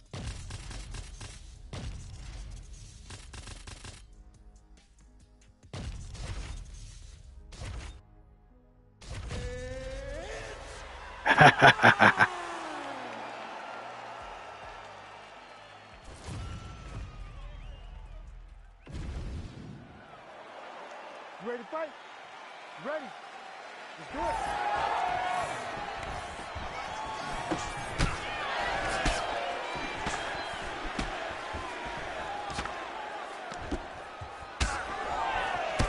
it. Is momentum kind of like fight IQ?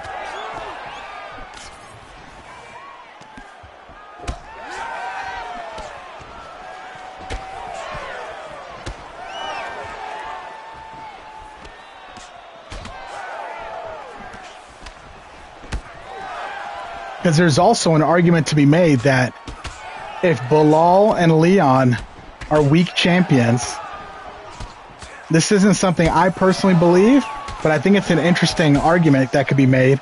If they're both weak champions, then by transitive property, that also makes JDM a weak champion, right? Until proven otherwise.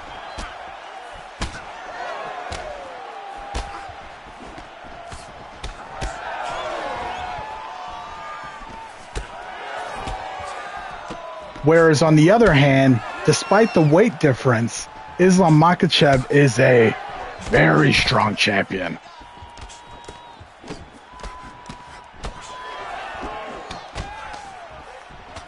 Really, with the dirty elbows, dude. With the double elbows.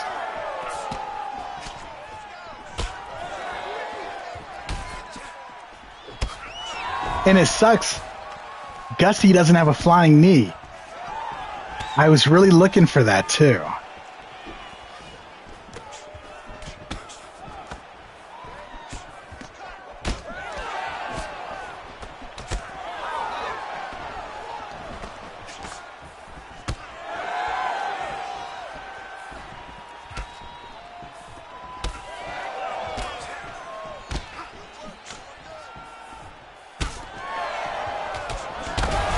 Of course.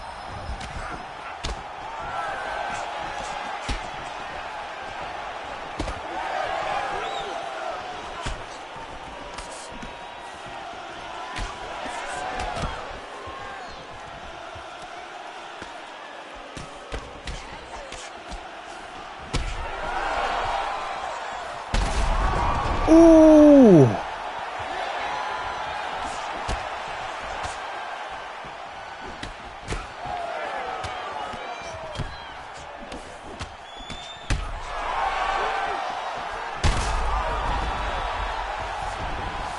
This guy's a piece of shit, but I do like that combo.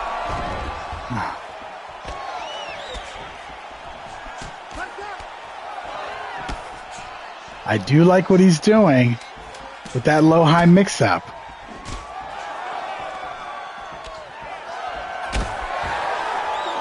Woo!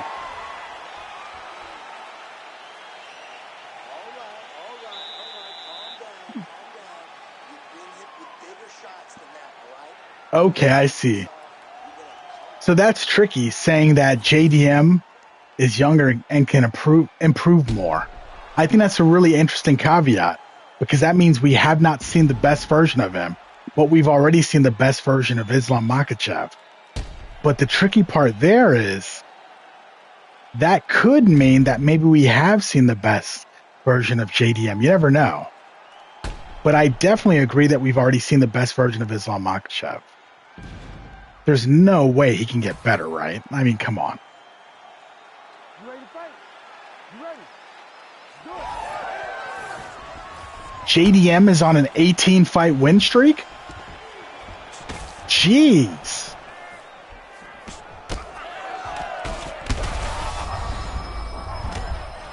I need to stop sleeping on him then.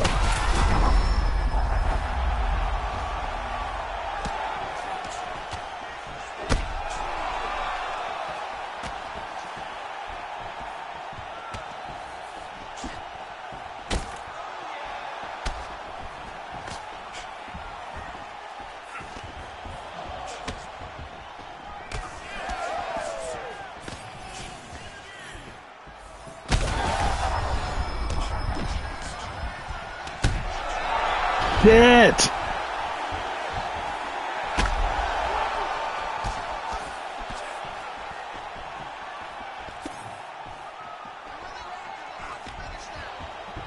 That 5-star spinning kick.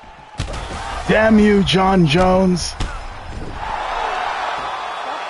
Yeah.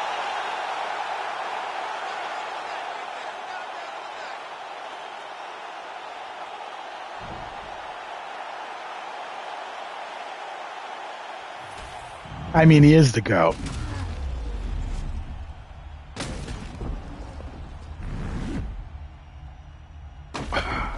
How dare you?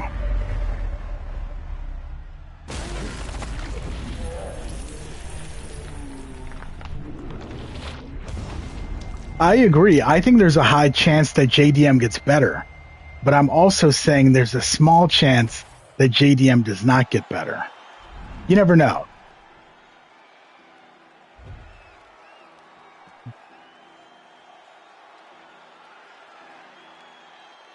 Like, I think the best version of Bilal was the one that fought and beat Leon Edwards.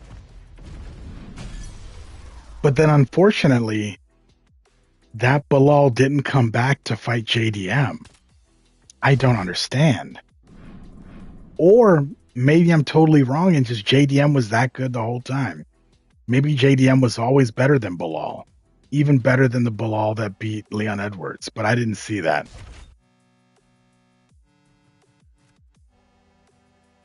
Oh, for sure, man. For sure. What do we have here?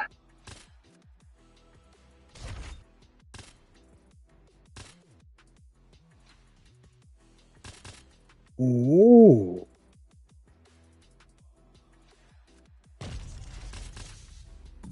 Actually, I kind of want to do a pride fight.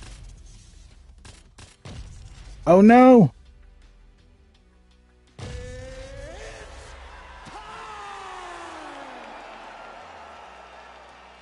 I wanted to get to Shogun, but I wasn't quick enough. And that's on me, baby. That's on me.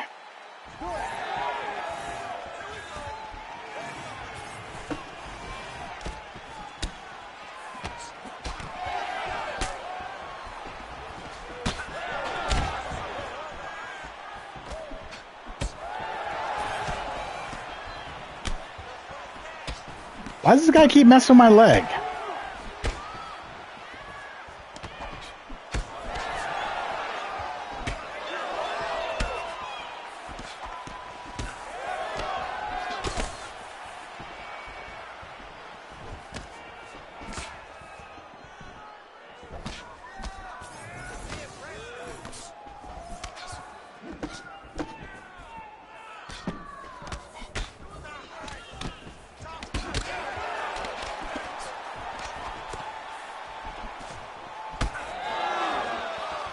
Okay.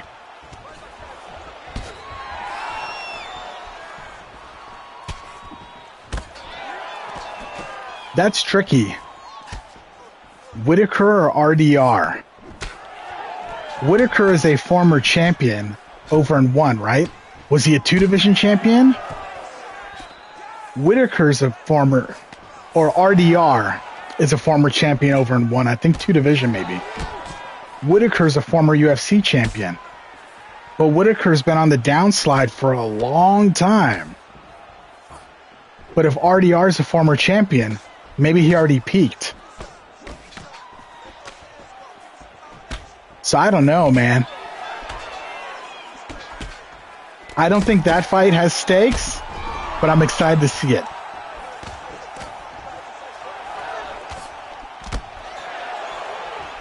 Jeez. What is with these dudes hitting me with these back kicks?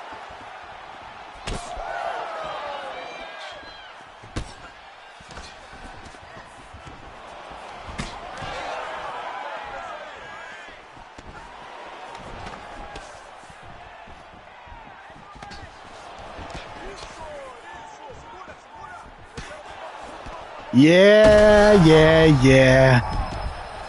I knew that first one was coming.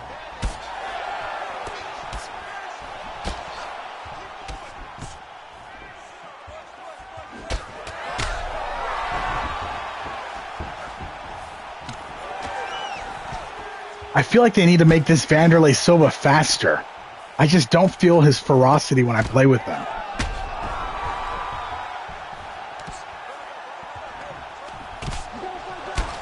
I don't feel his violence.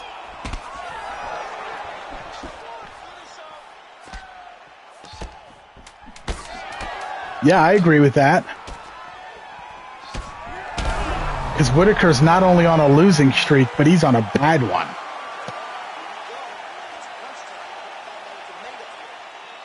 Was Whitaker's last fight that Hamzat submission that looked like it broke his damn jaw?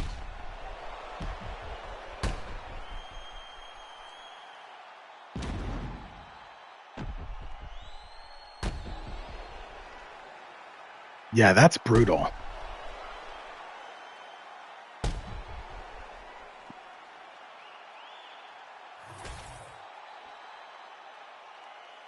You ready to fight? Ready. Good.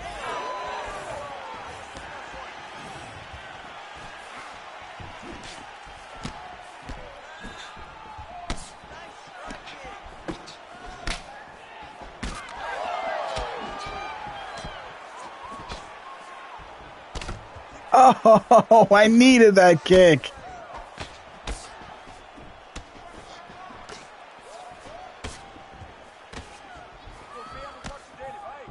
We're doing that Van Damme shit. It's trading high kicks. He just feels so slow.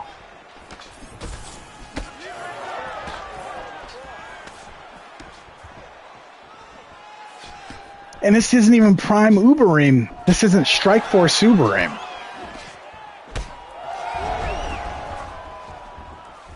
Ooh.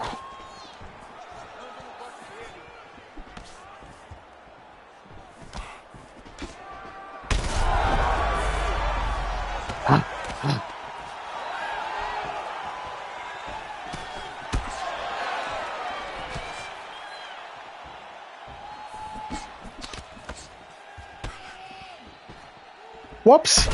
No! I thought I had range.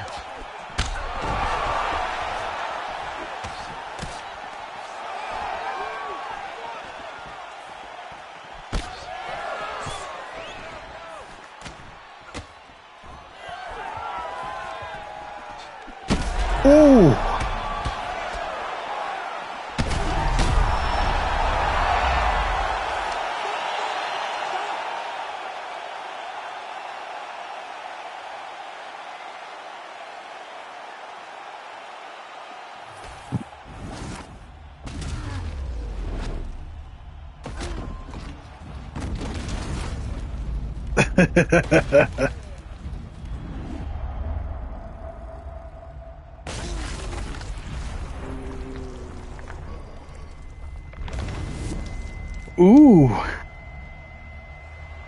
Imavov versus Free Spirit.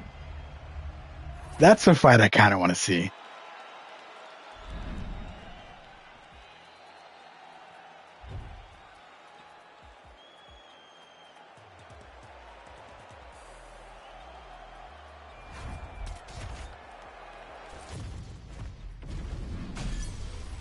It kind of feels backwards, too.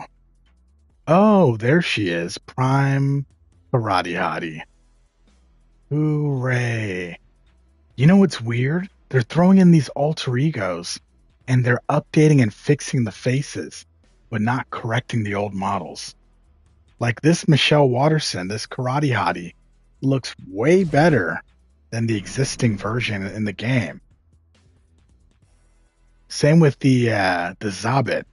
The alter ego Zabit looks way better. It's not just a different hairstyle. They should have put the face on both models. Not like her face changed. Like Wonder Boy.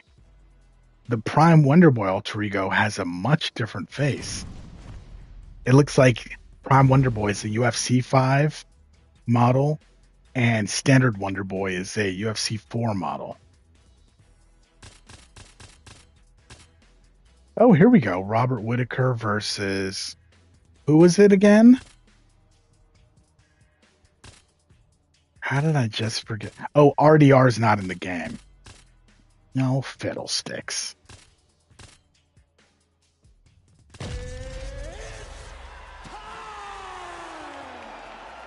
At the last minute, I had the idea of picking Prime Izzy. Yeah, we need to get RDR in the game ASAPs. Ready to fight? Ready. Good.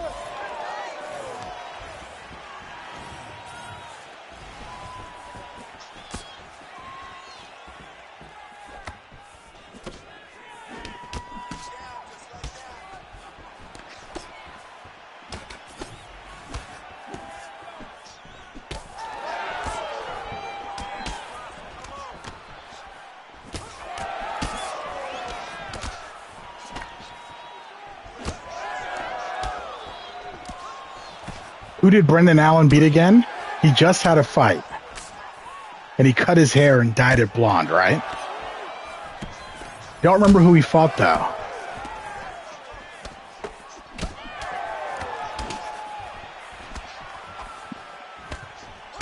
Marvin Vettori. That's right. Ooh.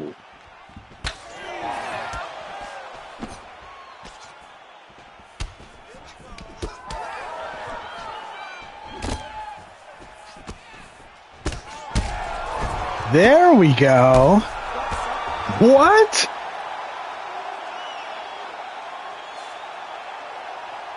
That's crazy.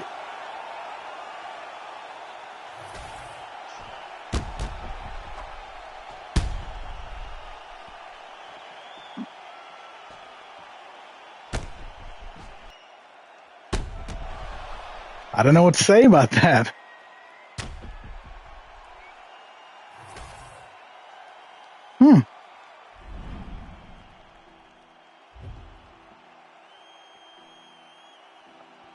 Who does Sean Strickland fight next? I remember when Sean Strickland was added to UFC 4 and he was a 4-star. I feel like he's slowly trickling his way down to 4-star. And we're going to get a Sean Strickland versus Izzy alter ego.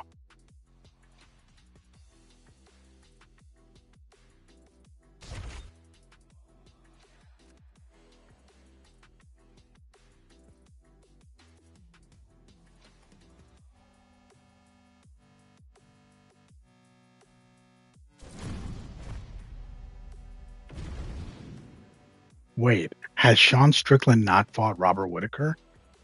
That's a great point.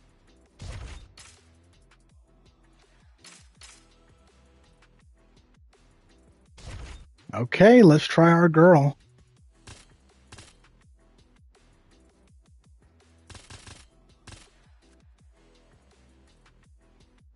Or is this dude going to just keep pretending?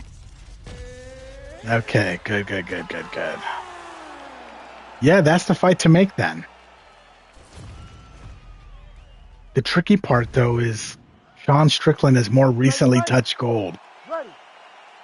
But then again, Sean Strickland fought Paulo Costa, right?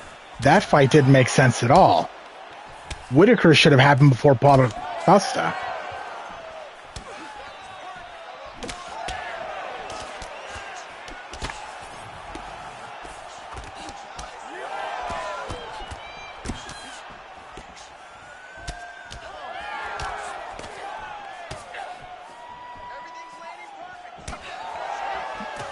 Oh.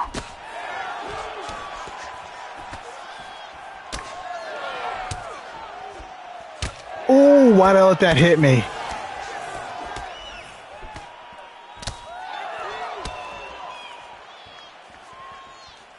Okay.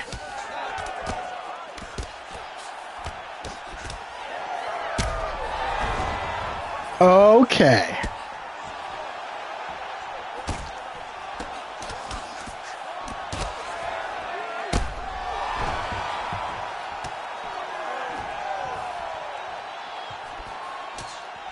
Come on, girl.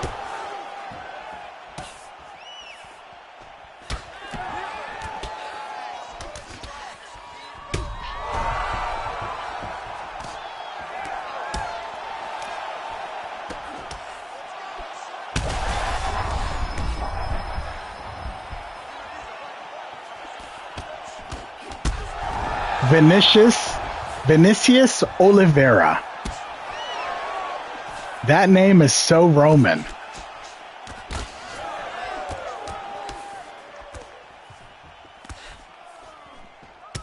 Ooh.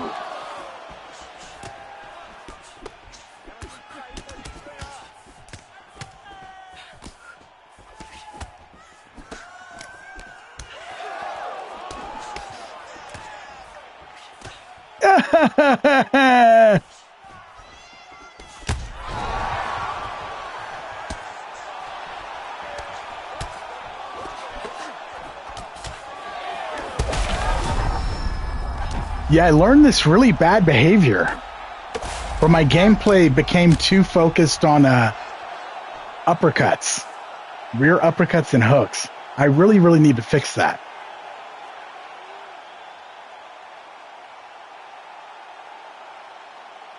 Guaranteed to be future champions. Okay, okay.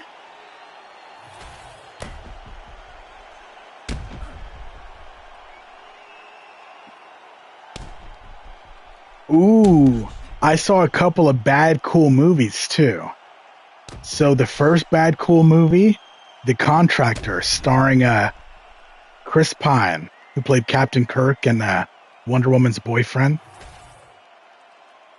Not quite a good movie, Ladies and gentlemen, but a fun movie. At 3 minutes, 54 seconds of the very first round. Generic action movie bullshit, but really enjoyed it.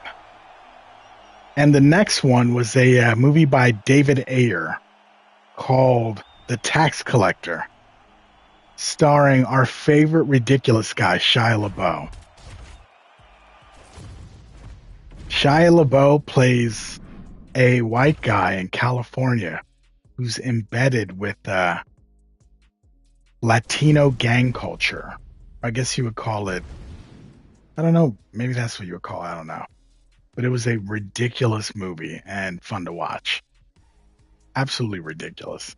Jeez, what is with this weight class, bro?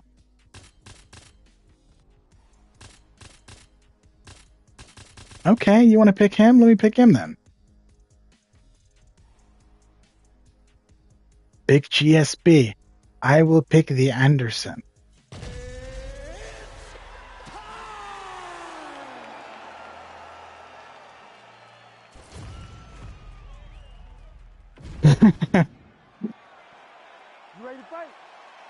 Marab dominates forever. I mean, it's not like we've seen a great champion that seemed to have all the physical gifts, talent, just suddenly start losing. I mean, there's literally not a single fighter I can think of that happened with. Not one.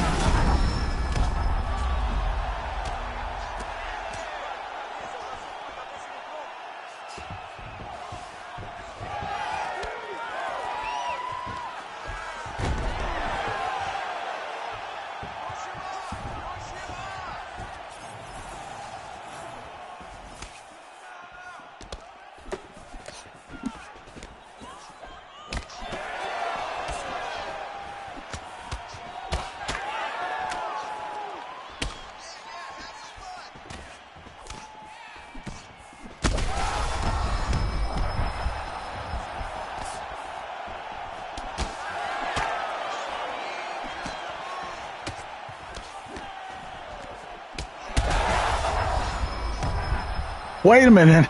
Wait a minute.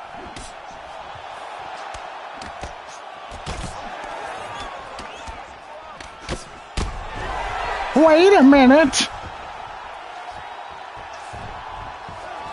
I almost won the fight. How is this happening?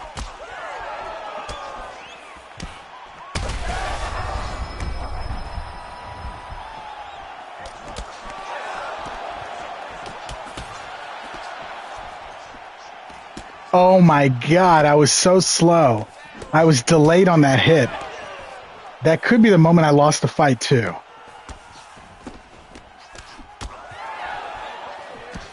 I was thinking about the political and social state of the world right now.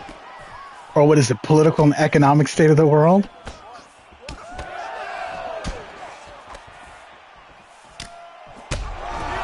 Ooh.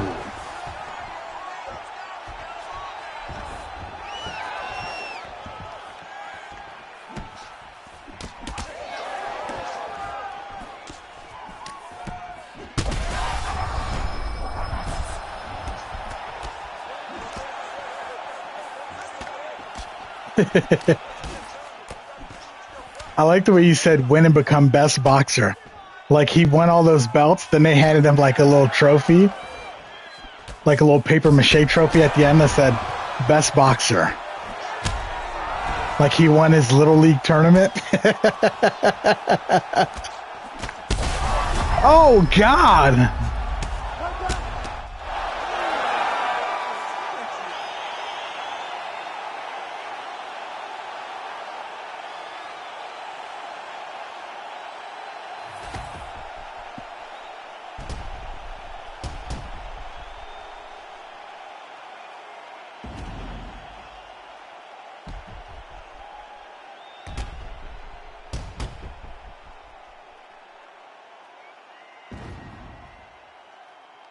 Man, oh man.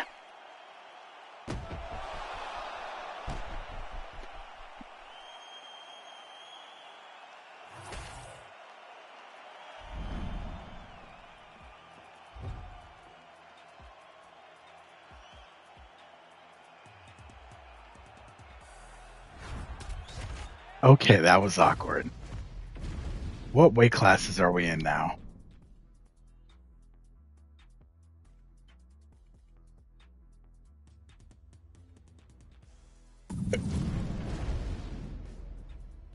I get he doesn't look like a Floyd. What does that mean?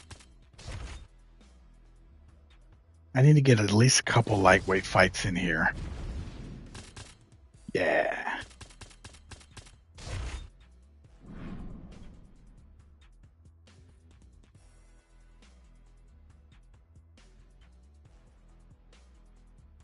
Can we get one? We get one good lightweight fight? Jeez, man. Does that dude live in Alaska? What is that connection? Or Antarctica?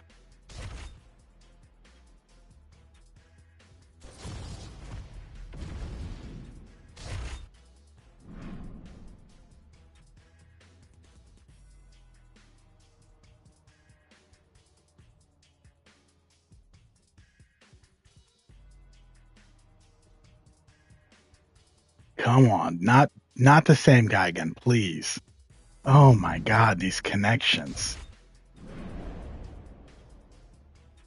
That guy lives in like Greenland for sure.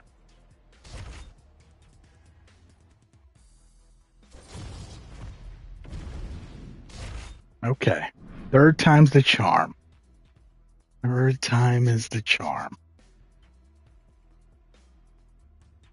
What? It's a common thing nowadays to not give a white fighter any props. Hold on, sir. Hold on a minute. What about this guy? Or depending on who you ask, this guy. There are so many great white fighters that everybody loves, including me.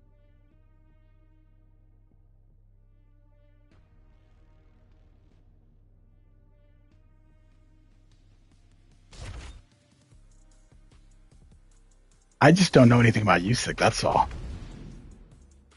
And Floyd has the marketing machine too. Floyd is a big shit talker, and for some reason, because you know what part of it is? So there's this innate thing in people.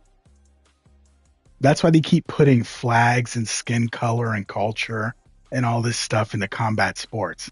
Because it's an easy way to sell a fight. People look at it and they say, oh, this guy. What? Finally got a good connection. And this guy was like, you can't pick Dustin Poirier. Blah. People just want to connect with the fighter, and they do it in different ways. Some of the ways are fine. Some of them are not good. You know what's funny, though? I was watching this pay-per-view, and I was rooting against a bunch of black fighters because I thought they were going to lose. And I was like, I got to get those coins. It was more important for me to get a couple of imaginary coins in this EA Sports game than for my brothers, Michael Johnson and Kevin Holland, to win. I thought they were going to lose, so I needed them to lose. I was like, get out of here.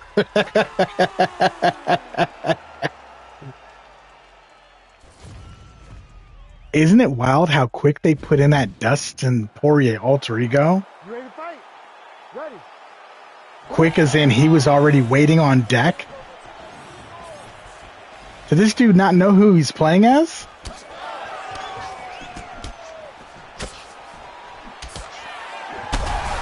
Ooh. He got rocked and threw quadruple elbows.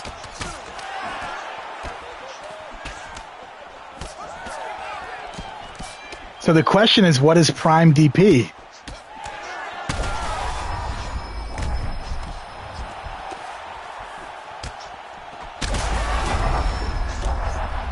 Get out! Get out! With those elbows. You know what we're going to do? We need to teach this man a lesson. Thank you. Thank you, Morty.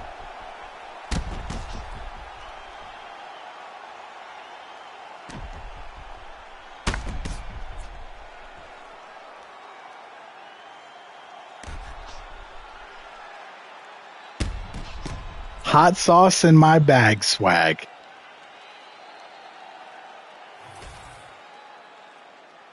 That's all I wanted. I just wanted the thumbnail. Is that so bad? Actually, let's give him a rematch. He wants a rematch after I hit him with those 3 thanks. I should not have rematched this guy. It's gonna be a problem.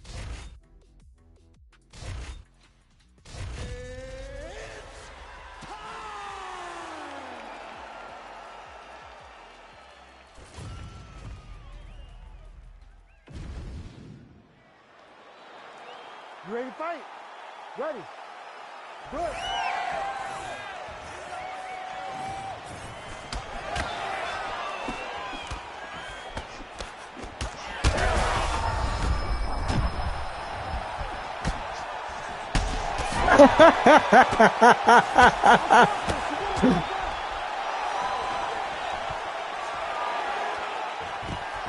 Uh-oh.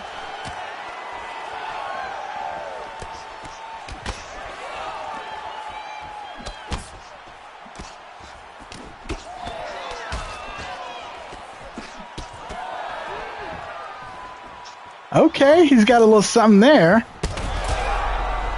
But he's making mistakes with his dodges. Oh.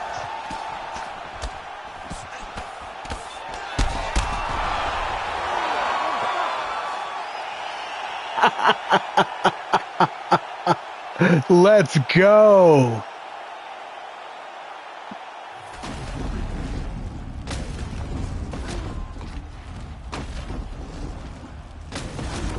Folded this dude up like a napkin.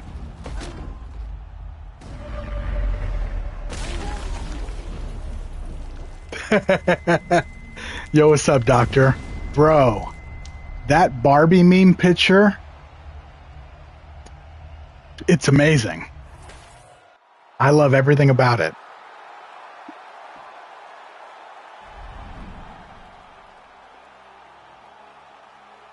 Ah, this guy.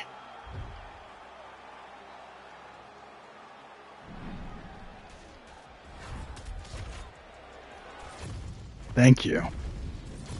I needed that, you know, in these trying times. Thanks for popping in, Doctor. You have a good night, too.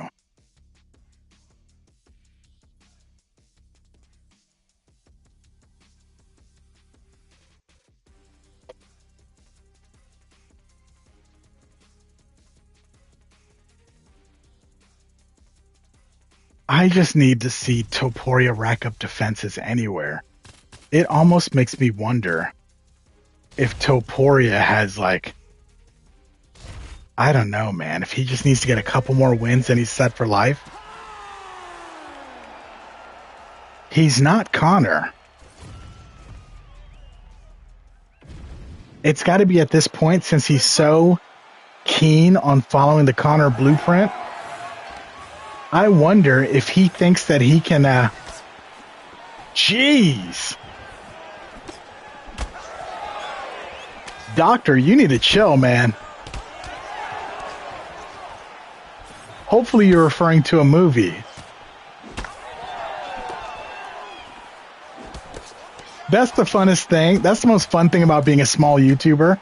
People come in and say the wildest shit. And my channel is so small that I can still read it and they know it's going to be read. Because I bet people say outrageous shit in Kai Sinat's chat all the time. But he doesn't read chat. Vast majority of the time. Because there's like 100,000 people talking. More like 50,000, but who's counting?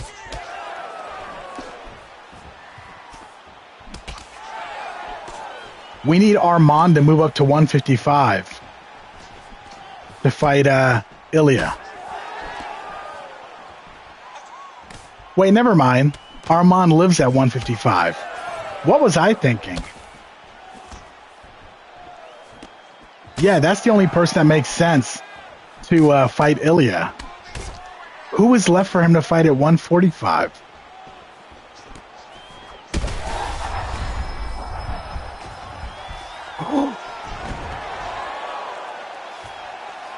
I did not see that coming at all.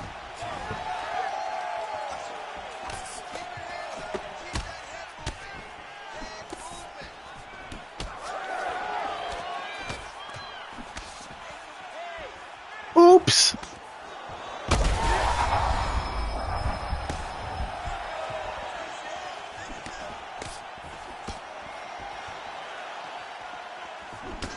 Bro, if Topuria beat Islam Makhachev, I think I might cry.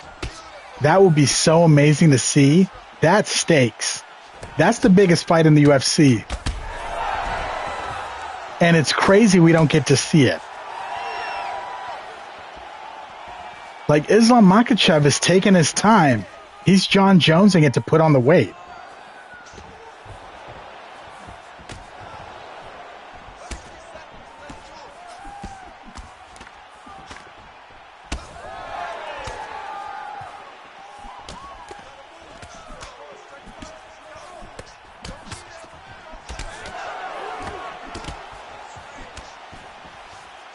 Whoops.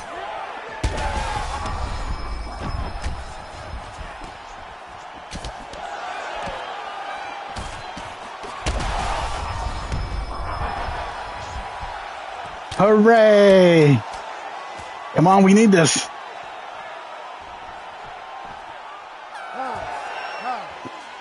Kiss me.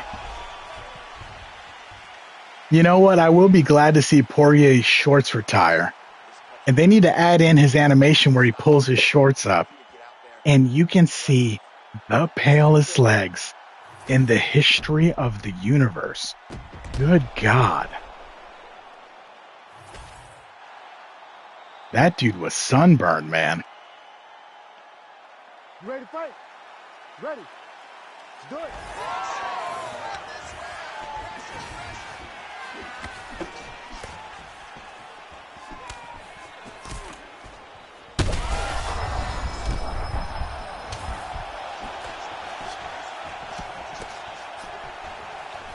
Like that.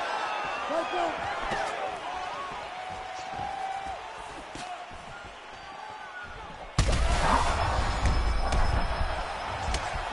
I thought I had something.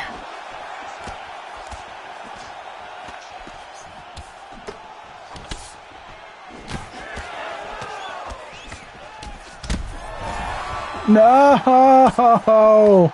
Come on, Eddie Alvarez.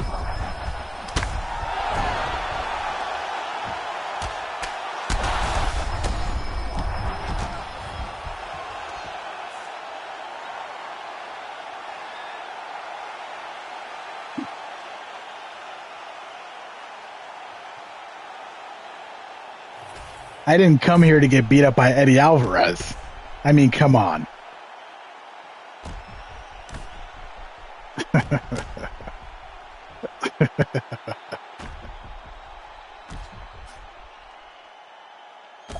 Canelo Crawford. Maybe I will watch it. I think it's happening September 13, on the same night as a fight night that nobody cares about.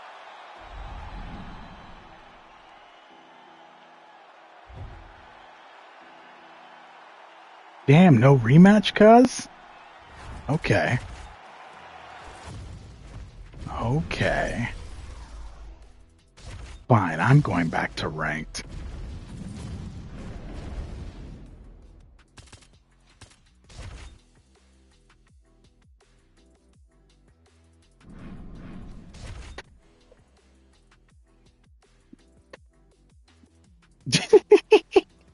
Just read that dude's comment again. So stupid.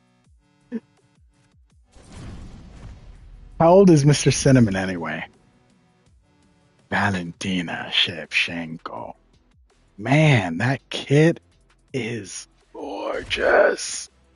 Look at this. So cool. Man. You're going to pick the green, bro? You couldn't pick another color, you goofball?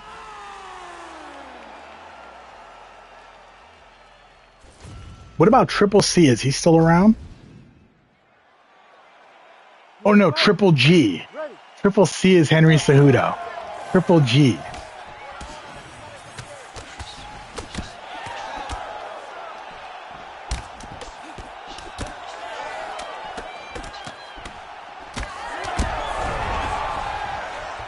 What?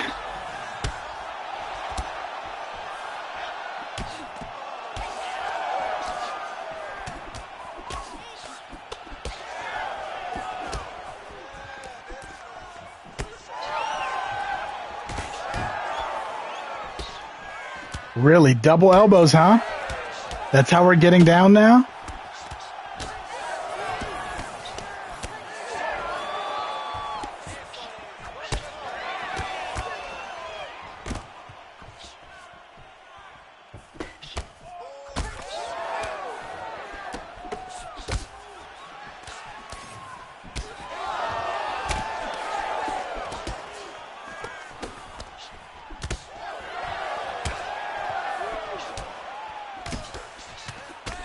Which did you like first? MMA or boxing? Oh my gosh!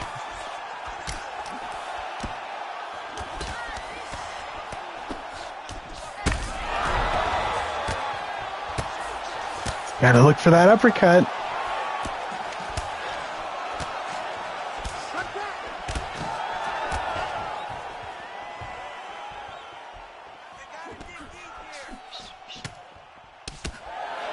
Come on. The irony is that she's hitting me with spinning shit, because that's what caused Valentina to lose their fight. The spinning shit.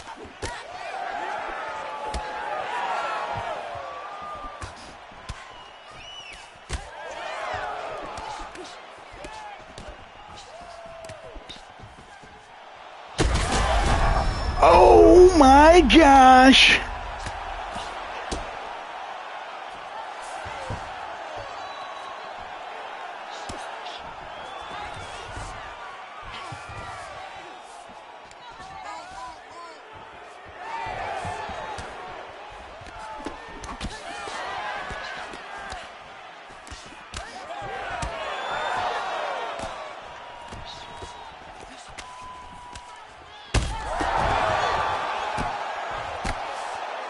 Get her! Get her! There it is.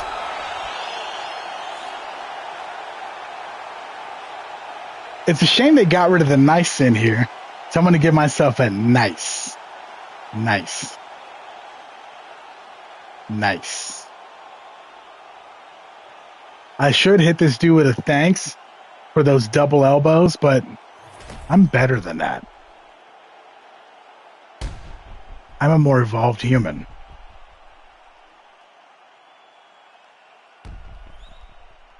Abdullah Mason. That's a hell of a name.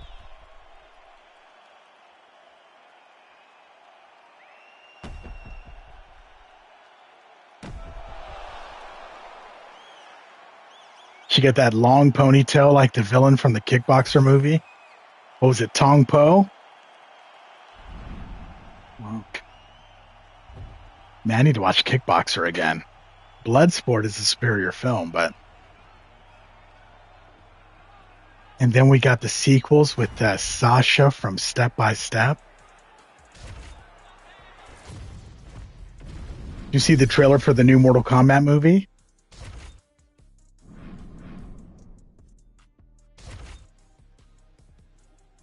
It looks mid. The whole pitch is basically that they got Carl Urban, the 53-year-old actor with no martial arts experience, to come in and play Johnny Cage. I don't know why that was needed.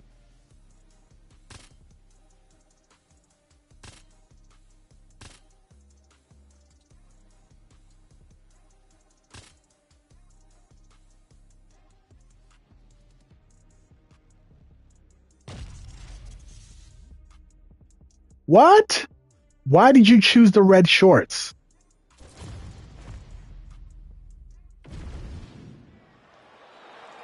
Ready to fight?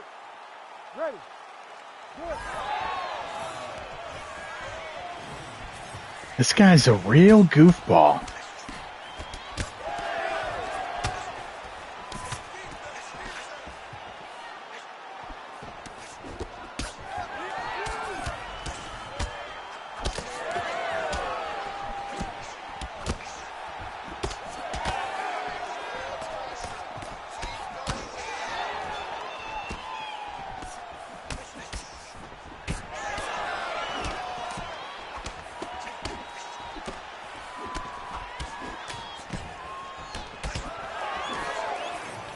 Come on. It's interesting how they kept saying that Max Holloway has more power at 155. I still don't know if I buy it or not.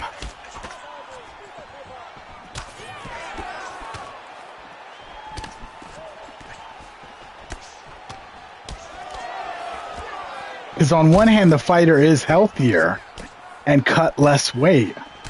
On the other hand, maybe their power is relative to the size of the fighter, assuming that larger fighters have better chins.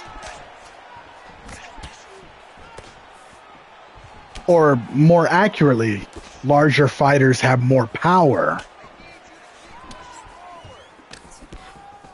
Nope, that makes... I went opposite to what I was trying to say. I don't know.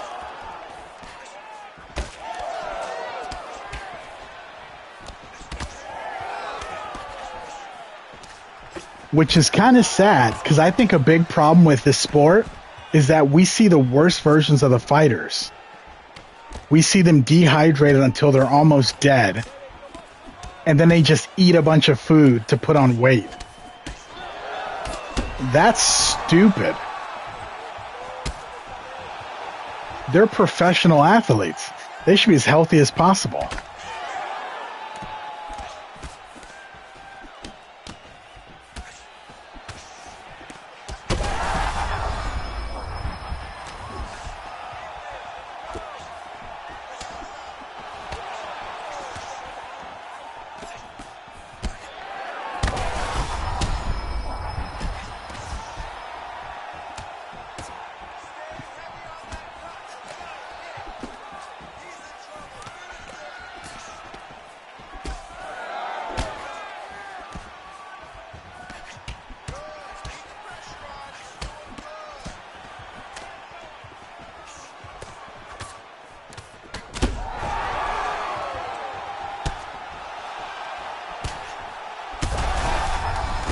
Bro! So let me rest my eyes for a second.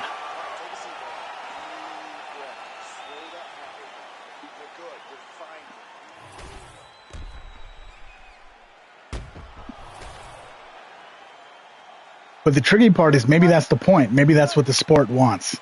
The sport wants these guys to be unhealthy and chinny so there's more knockouts.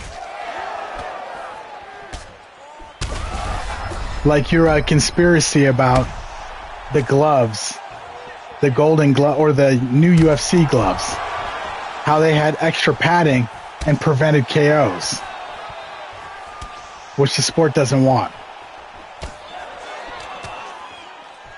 Which is very credible. Was that proven or substantiated?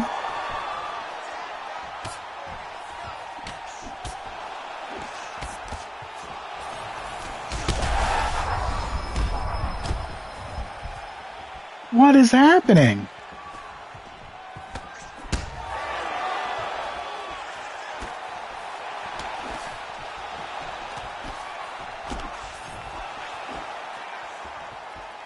That reach has got me. Jeez. Oh, I'm done.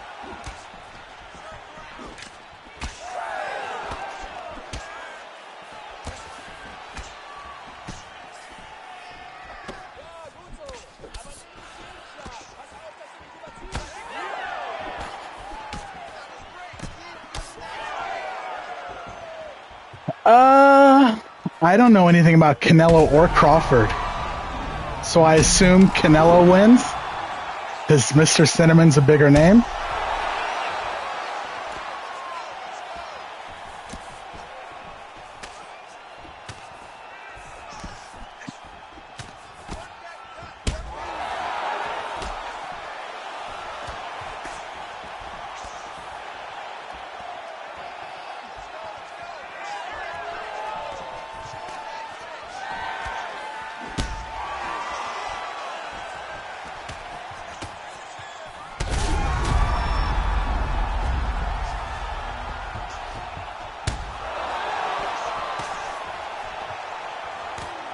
Bro, I got nothing left. I'm hoping I can sneak in an uppercut when he goes low. And scene.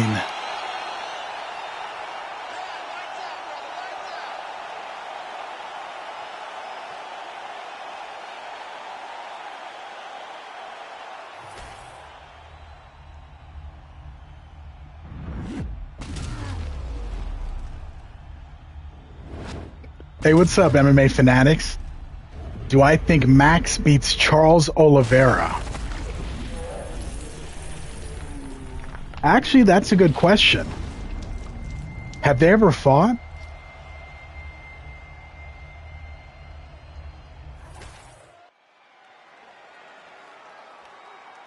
Is Max Holloway versus Charles Oliveira the fight to make? I think that's a really good call. And I think right now,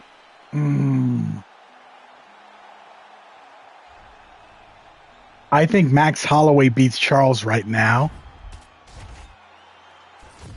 because Max is smart enough not to go to the ground with Charles Oliveira, and Charles Oliveira is on a losing streak.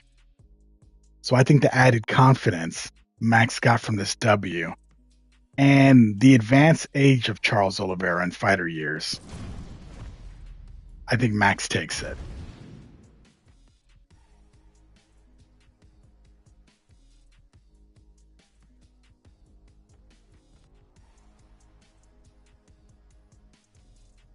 Oh, he was calling out Charles. Okay, nice. Nice. Let's see. Who do we want? Get there.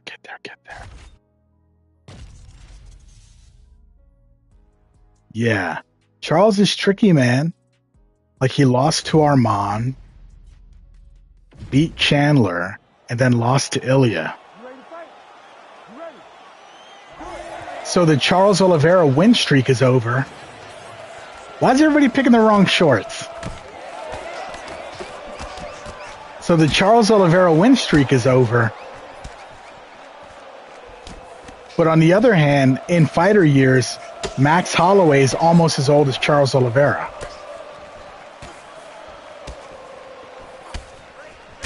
And Charles Oliveira has a very unreliable chin and gets almost knocked out every single fight he's in.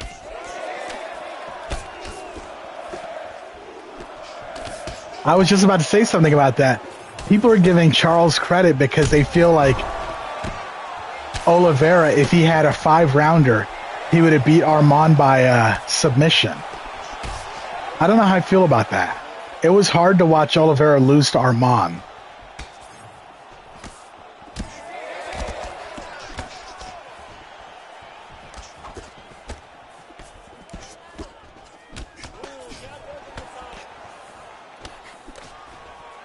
True. Nobody does want to jump his guard.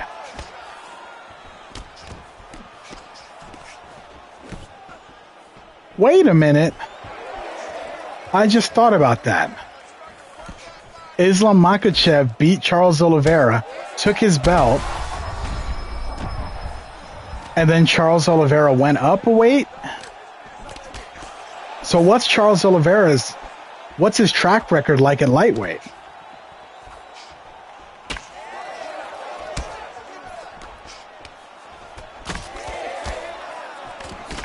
So where did Armand beat him? In damage?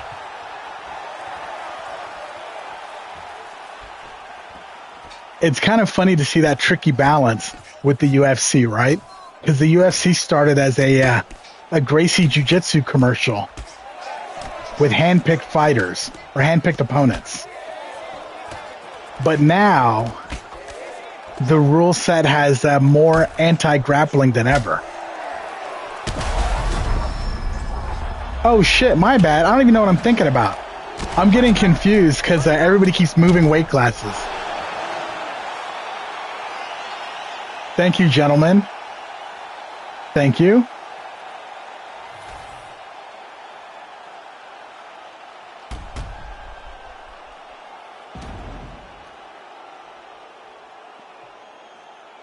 He beat him in everything. What do you mean? Did he beat Armand? Did Charles Oliveira beat Armand in damage as well? Jeez.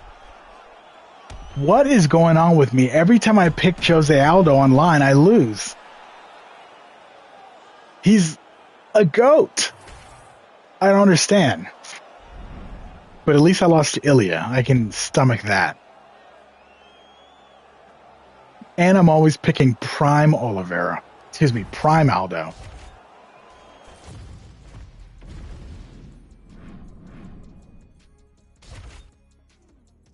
Those losses are catching up. Starting to get that 90s UFC record where you barely get out with a winning record. Get out with that baseball record. Okay. Let's do something a little bit different. Oh, I like this, actually.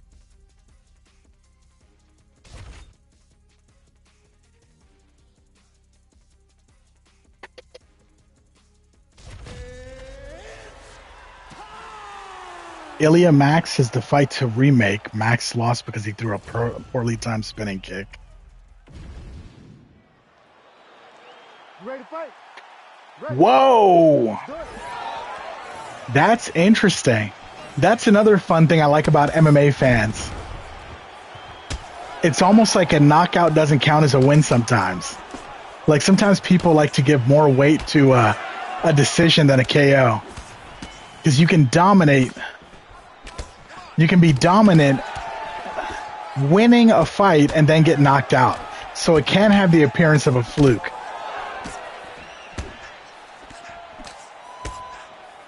But in a way, a KO is the most definitive version of winning a fight. Especially if it's a KO and not a TKO. But I do understand what you're saying. You're saying that Max Holloway was competitive until it wasn't. And who else does Ilya fight?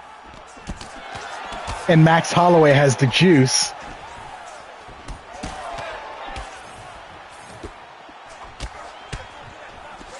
I don't know. It doesn't excite me unless Ilya gets a chance to take that BMF belt. I don't care about the BMF belt at all. I think it's goofball shit. But I don't like how it's protected. Like you have to sign a form to lose the belt. Ooh.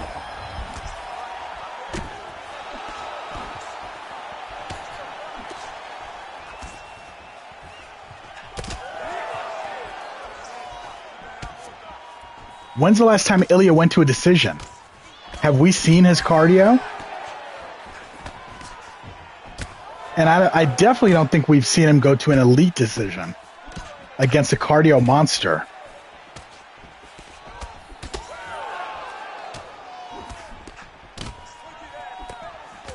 Come on. Diego Lopez. El Goat.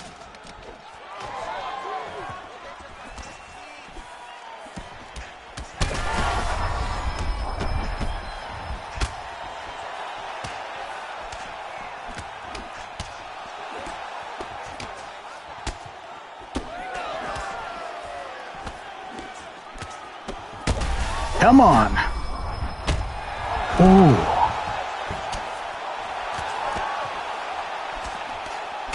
I hear you. Almost the Americans, the black Americans versus the Kenyans conversation. That's why the Kenyans are the marathon runners. I hear you. I wonder about that. Does Ilya have the cardio?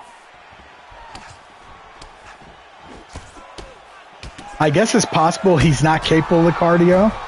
It's also possible that his game plan is so solid and he's so confident that he doesn't believe he needs championship rounds. Which is kind of fascinating and exciting if you think about it. Especially when you contrast it with John Jones. Because John Jones is the god of the sport.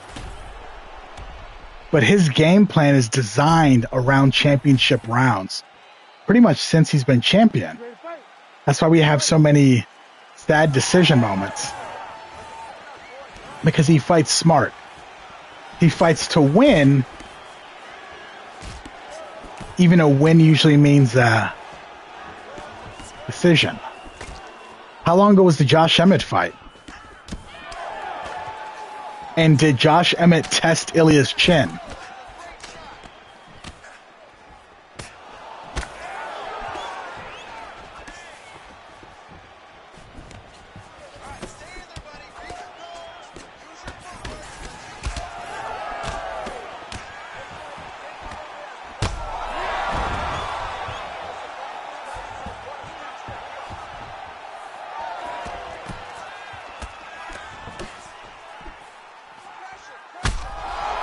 Oh, that's what I was looking for.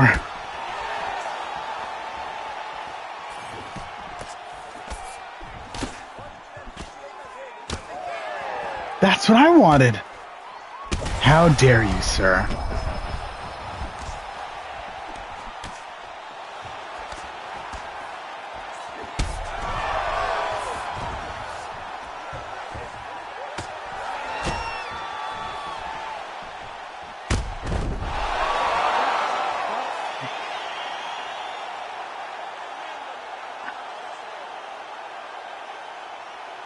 I think it's a sign of being smart, right? Because Ilya's part of being good at Brazilian Jiu-Jitsu is knowing that anybody can beat anybody.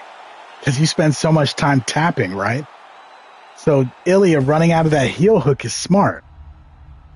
because he knows 100% that he's better standing than Charles Oliveira. But he can only guess. He can only guess that he's better than Charles on the ground.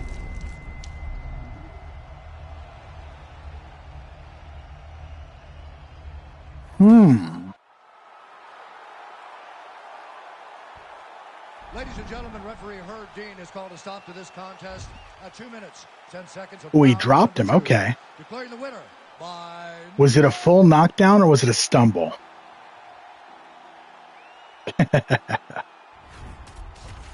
That's what's so sad, man. Ilia Topuria is by far the most exciting fighter in the sport and the first deaf champion. And the only fight to make, the only fight that matters in 2025 is Ilia Topuria versus Islam Makhachev. And it's ruined. And I hate super fights, but that's the only fight that matters. With all this 2-belt bullshit. It's not like what if JDM, instead of fighting Ilia, JDM is like, nah, dog, I'm going up to, he's like, nah, dog, I'm going up to fucking 205 to fight Magomed. Why'd you pick those yellow shorts? Are you calling me a coward, son? You ready to fight? Ready. Good.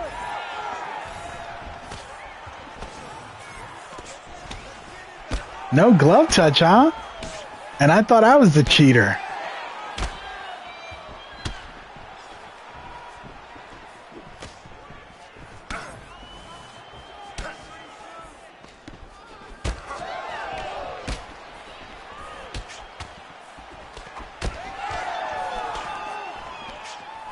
That's interesting. So how's Ilia's takedown defense?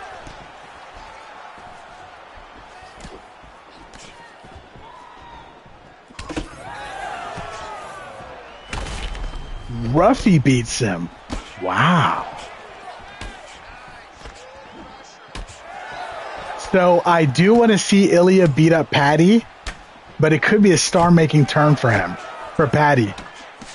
Paddy could have a Goku level loss, kind of like Volk did for me when he fought Ilia, when he fought Islam Makhachev. When I watched Volk fight Islam Makhachev that first fight and lose, that made me into a Volk fan. When I watched Khalil Roundtree Jr. fight Alex Pereira and lose, that made me a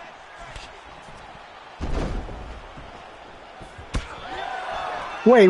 Middleweight? Are you talking about Ilia trying to go for 3 belts? Wait, you skipped? Oh, you're right. Shit, I did forget about middleweight. 205. Yeah, he doesn't want to fight DDP. So he just goes straight to 205. Could you imagine the disrespect? That's hilarious.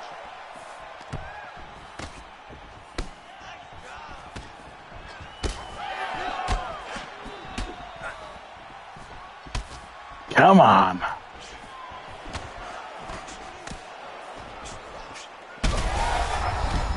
Well, it was waiting for me the whole time. Bro, I love that John Jones has a cross on his shorts. This dude is such a troll. Homelander.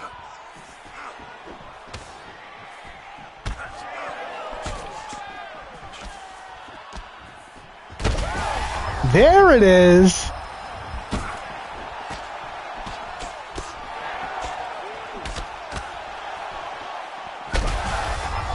No, I wanted to do that. That was mine.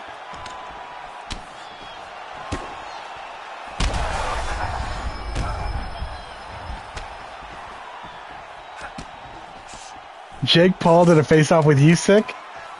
Isn't that cute? Jake Paul's just trying to get his name out there. He's such a little goofball.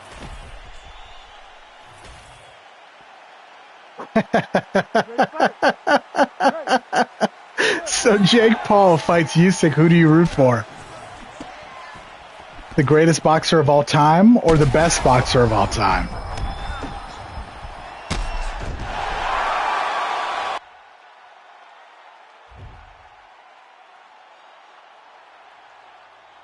Yes. Yes. Bro, that was a Tom Aspinall fan, all right. Honestly, I don't even know if Tom Aspinall has fans as much as he has people that hate John Jones' guts. Oh, that was exquisite.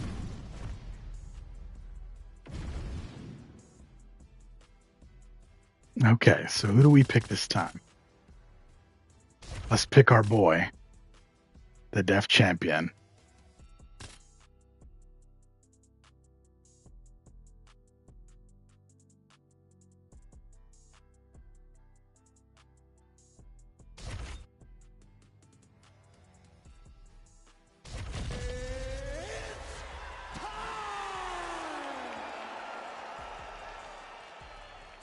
So MMA fanatics, what do you think happens when Islam Makhachev fights JDM? You ready to fight?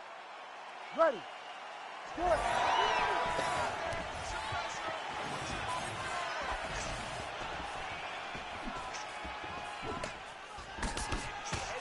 When you say AJ, do you mean Anthony Joshua?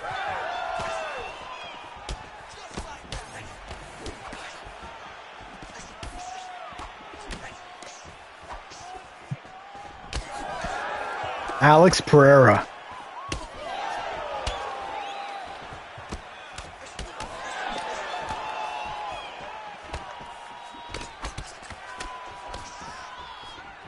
Wait, did Jake Paul already fight Anderson Silva? I know Chael Sonnen did.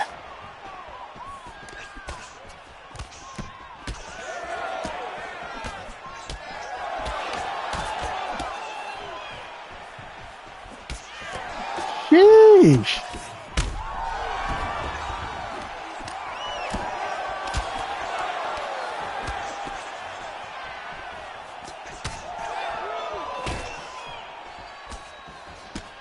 Actually, you know what? You know what? So people say Ilia Topuria is rich because he married into money. Maybe his play all along was to get the second belt, maybe get one more defense at lightweight, quit, and just go do boxing. Who does Ilia Topuria box? Jake Paul? Because Ilia Topuria versus Jake Paul has some compelling questions if you're betting on fights.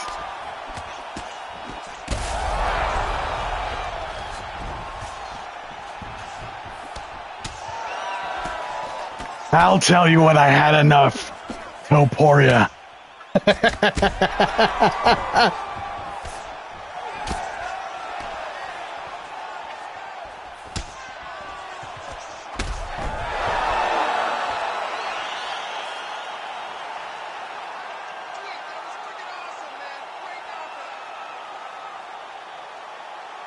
Well, I guess I had enough Topuria.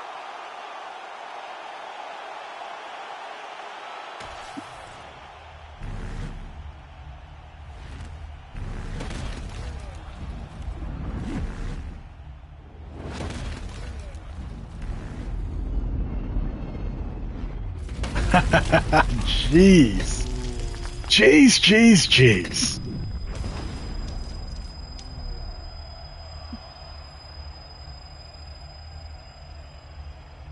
You think Usyk? You think Jake Paul can somehow beat Usyk? Oh, Ilya has a lot of businesses, huh? I didn't realize Ilya was mobbed up.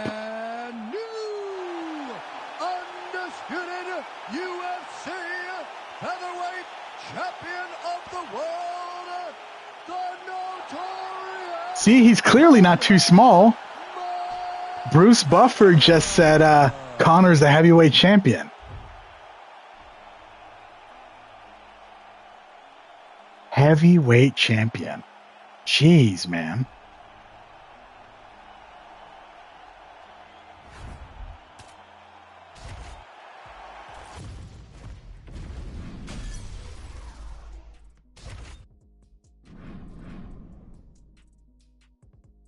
And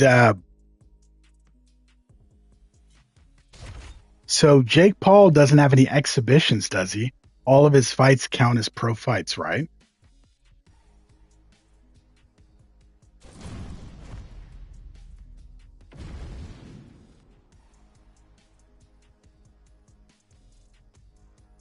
Okay, so I just took an L. He picked John Jones, so who do I pick?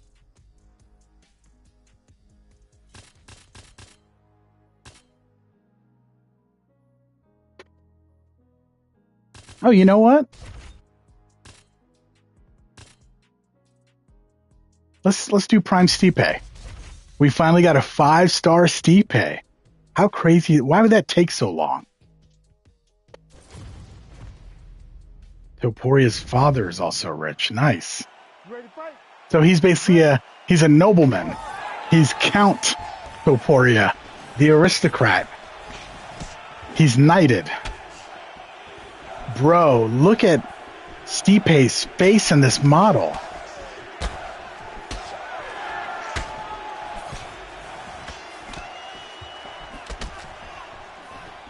Like, look at the hair. It's kind of sad because this is how the game should look.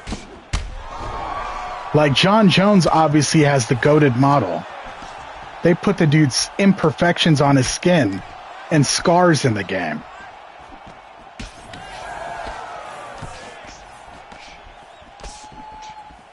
Stipe's hair is incredible, though.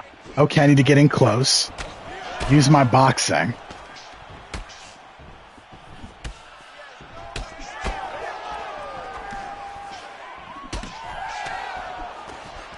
Okay, we do a little bit of that. We do a little bit of that. We do that, then that.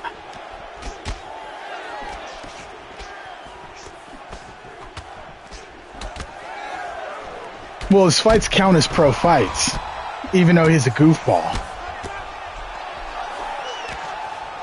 Like, I think they're logged as pro fights and not exhibitions.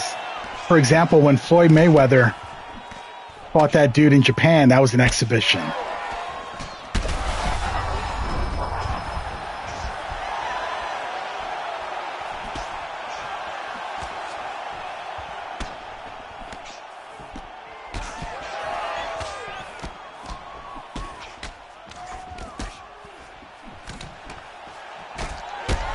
Why am I letting him hit me?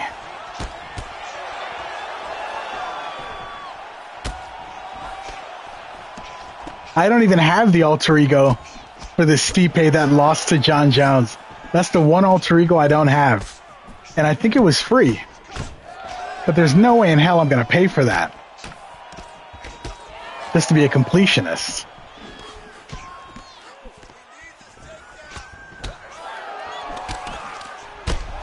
Oh.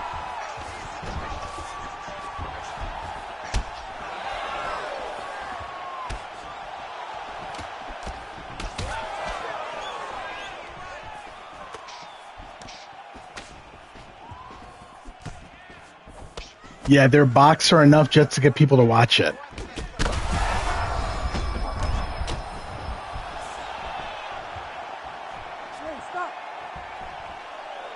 Let's see what's on the other side of my face. Oh, see that sneaky left hand again.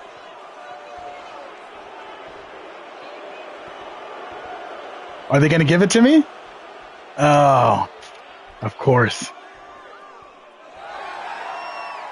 No, no, no. Let him cook. Let him cook. You ready to fight? You ready? Do it.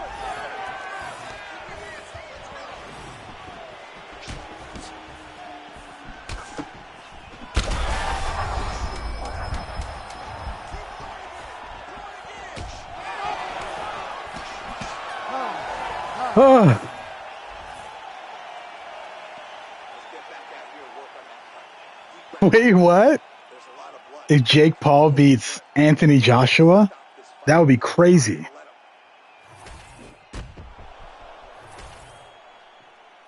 The crazy thing about this too is when he fights these real boxers, let's say hypothetically he's paying them to take a dive. Then that means on their record 50 years from now, there's going to be a loss from a goofball entertainer who's the little brother of a guy that filmed people in Japan on trees.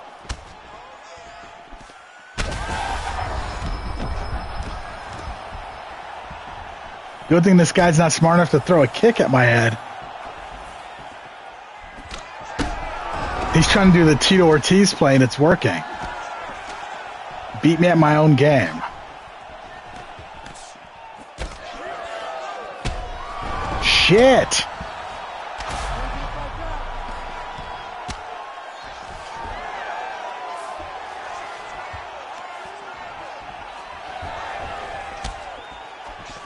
I like how John Jones is scared to grapple. Shit! Oh, God!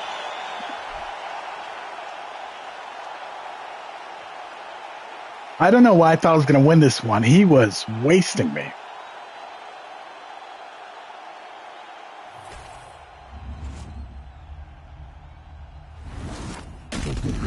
It's not that Jake Paul's white, it's he's a YouTuber. He's a goofball.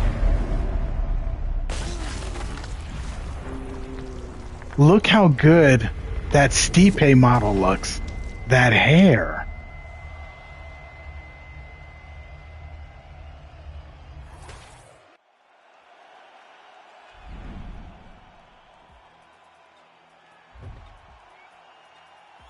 Ah, that hair. Look at him. Who does he think he is with that? Beautiful, beautiful hair.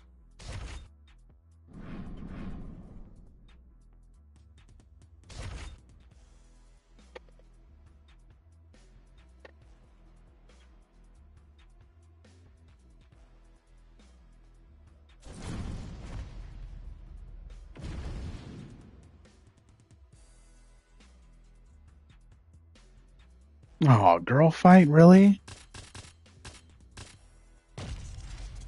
They won't let me back out either.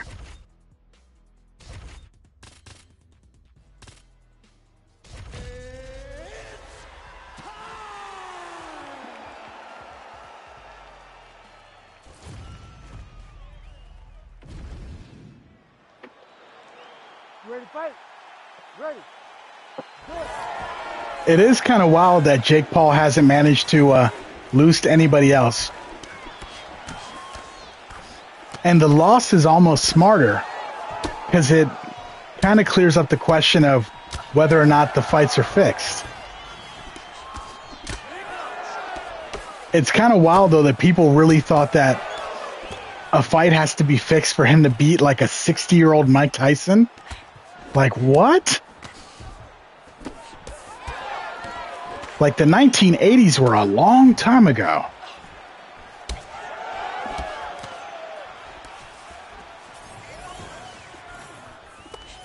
And Tyson clearly wasn't drug tested.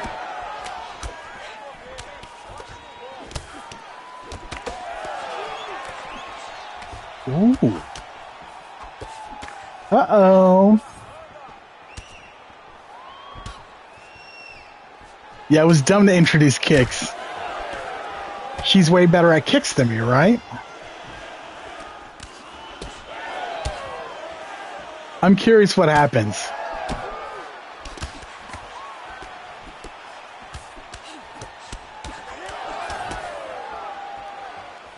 I respect Jake Paul's hustle. I admire him for making all that money and parlaying his little brother's status into huge paydays and the generational wealth. It's fascinating. But he's still a goofball entertainer, right? We gotta reserve credit for the real fighters.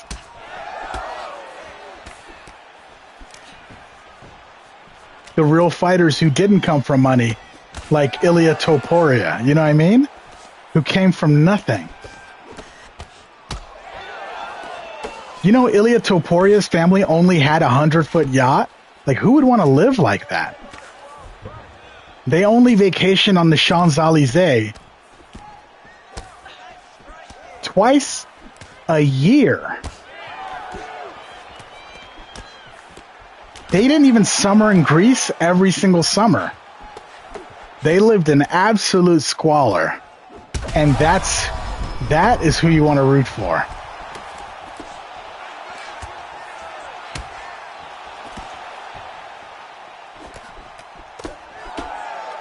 I don't know about any of that shit. I just made it up because it sounds silly. I wish I had a question mark kick.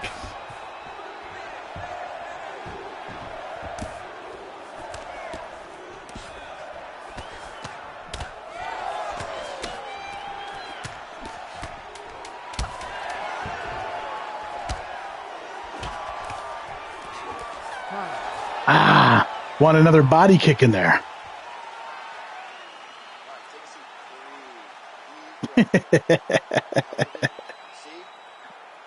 How is Jake Paul more legit than Patty?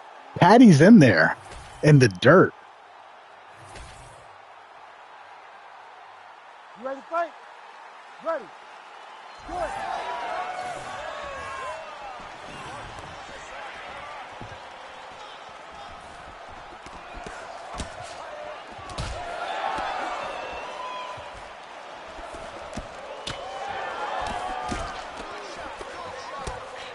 My bad. I didn't know Jake Paul rescued you from a burning building when you were 6.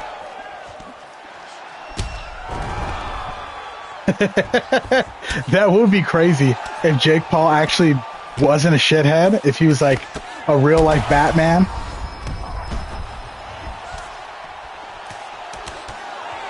Here's a YouTube video. We set 6 houses on fire and we're going to rescue all the children from them within 10 minutes.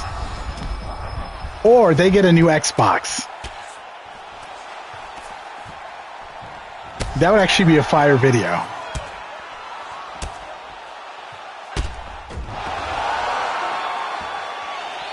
Hey! Hey! Hey!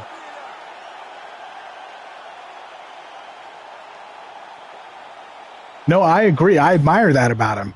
He didn't have to pivot into such a difficult sport. Just like how Logan Paul pivoted into WWE. WWE may be a fake sport, but it is insanely hard. Excuse me, when I say fake sport, I mean predetermined outcomes. But it is extremely hard. It is a highly competitive, very, very difficult form of entertainment. Whatever they're calling WWE nowadays. They used to call it sports entertainment.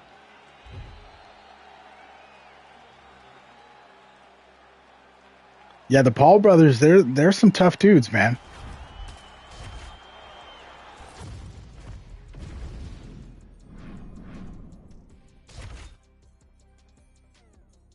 Why do people keep saying Disney Kid? I thought they were both on Vine. I didn't know. Did they have shows on the Disney Channel?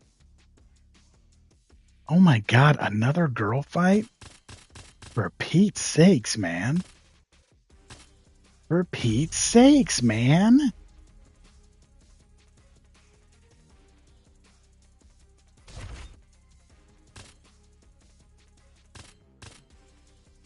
Why does Ultimate 90s Valentina have 5 stars? What are we doing?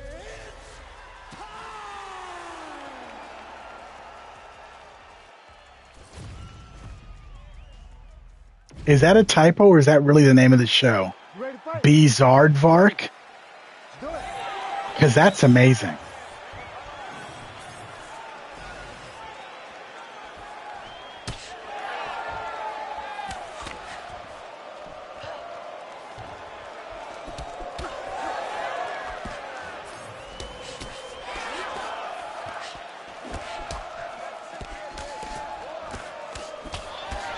Why can't we get Royce Gracie in a gi? What's so hard about it?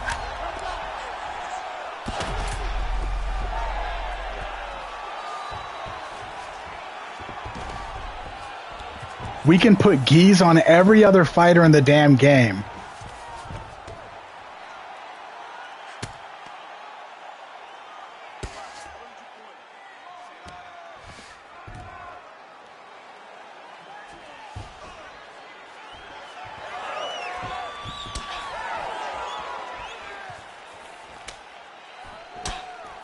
Why didn't that hit her head?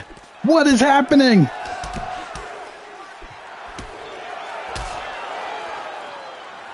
Get her! Get her! Get her! Those hands are coming down. I just know they are. I know they are. Don't do this. Don't do this.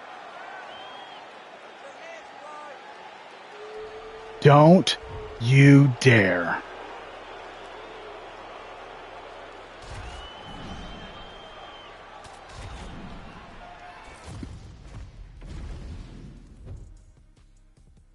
Your outcome is being processed.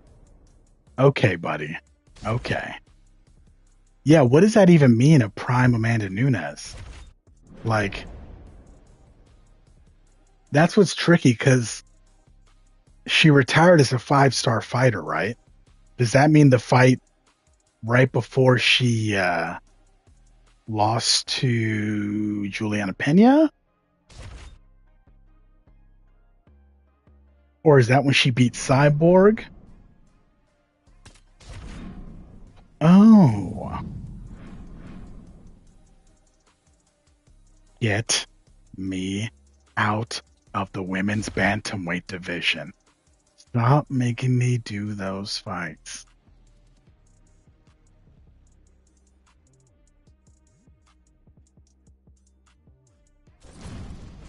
Yeah, we need to get a prime Cyborg in here too. God damn it! Nobody wants this.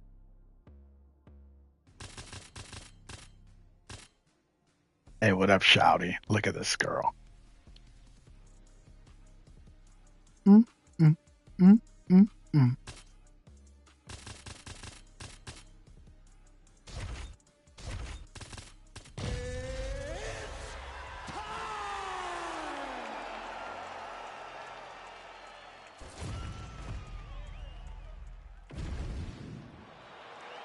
You ready to fight? Ready. That's crazy. Everybody knows the worst weight class in the UFC is men's flyweight.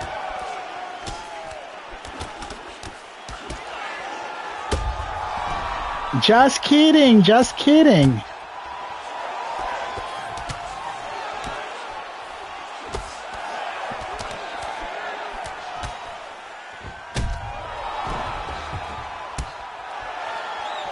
If Kayla was in the men's division, she'd be no more than the gatekeeper.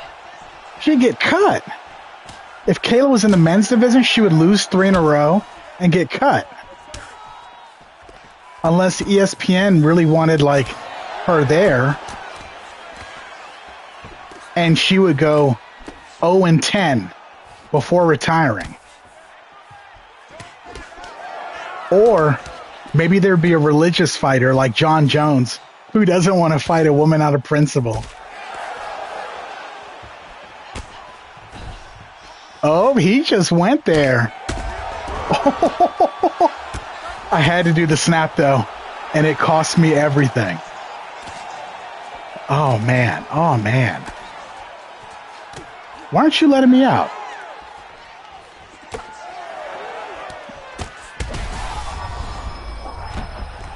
Okay. Okay.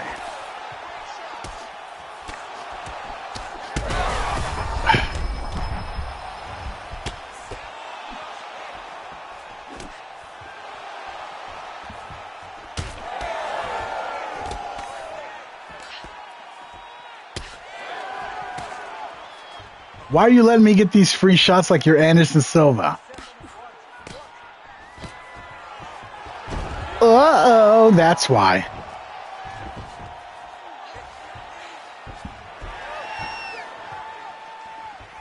Hopefully that wasn't a test, and their ground game really is that bad.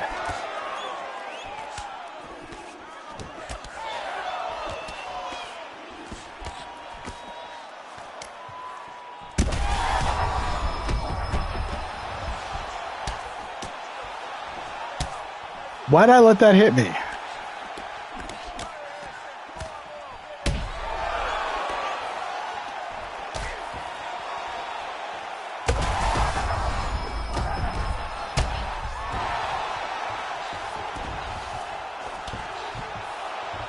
That was so dumb.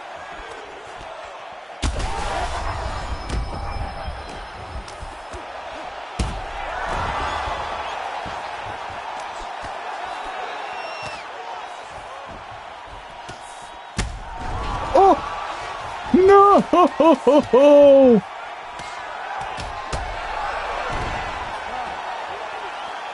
Is he anything like Joshua Van?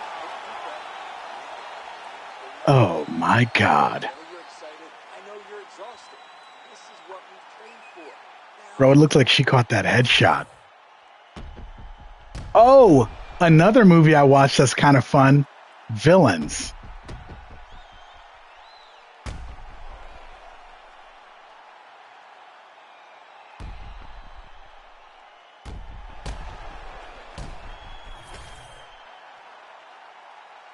You ready to fight? Ready. Let's do it. Okay. Jeez. How long does it take for that leg to come back from the kick? Shit. Oh my God. Oh my God. I had chances and I blew them. But I mean, what am I supposed to do against this stallion?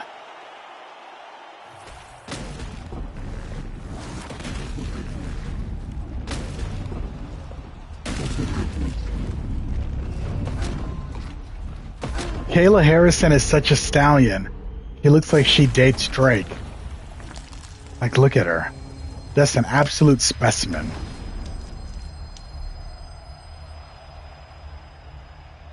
My favorite thing too is when UFC has their commercials for that in-house supplement, and they show Kayla Harrison taking it.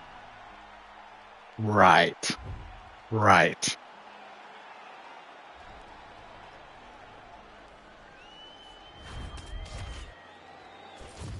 That is cinema right there.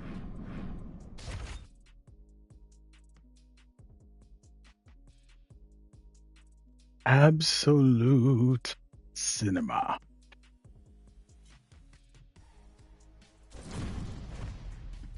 I don't know about deserve, but I never wanted to see Amanda Nunes come back and fight her. And I want to see Kayla run through the division, including Amanda Nunes.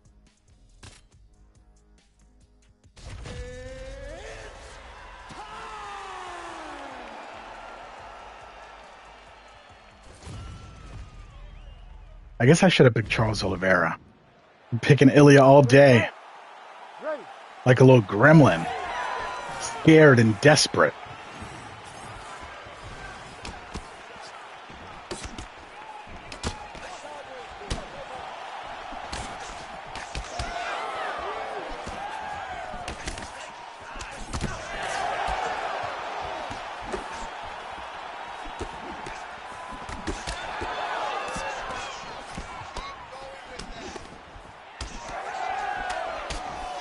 What am I doing? Why am I letting him hit me?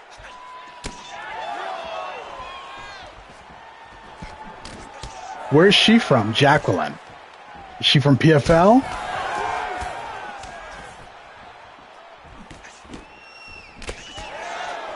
Wait, does the Bellator brand still exist? Or is it all folded into the PFL now?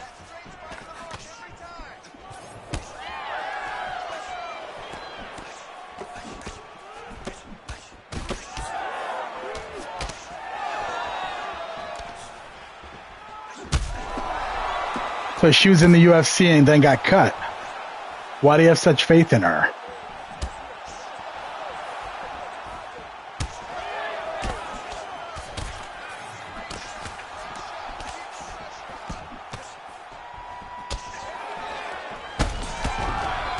Yeah, but did she ever win over Juliana Pena? I mean, come on.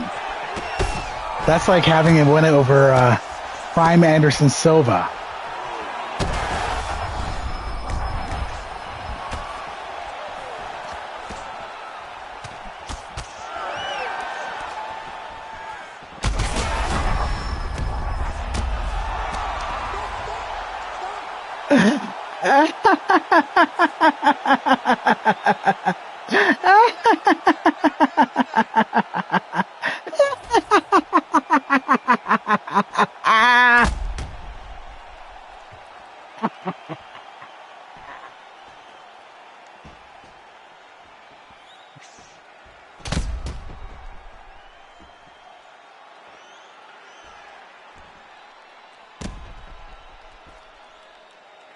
Look at the doctor just like this.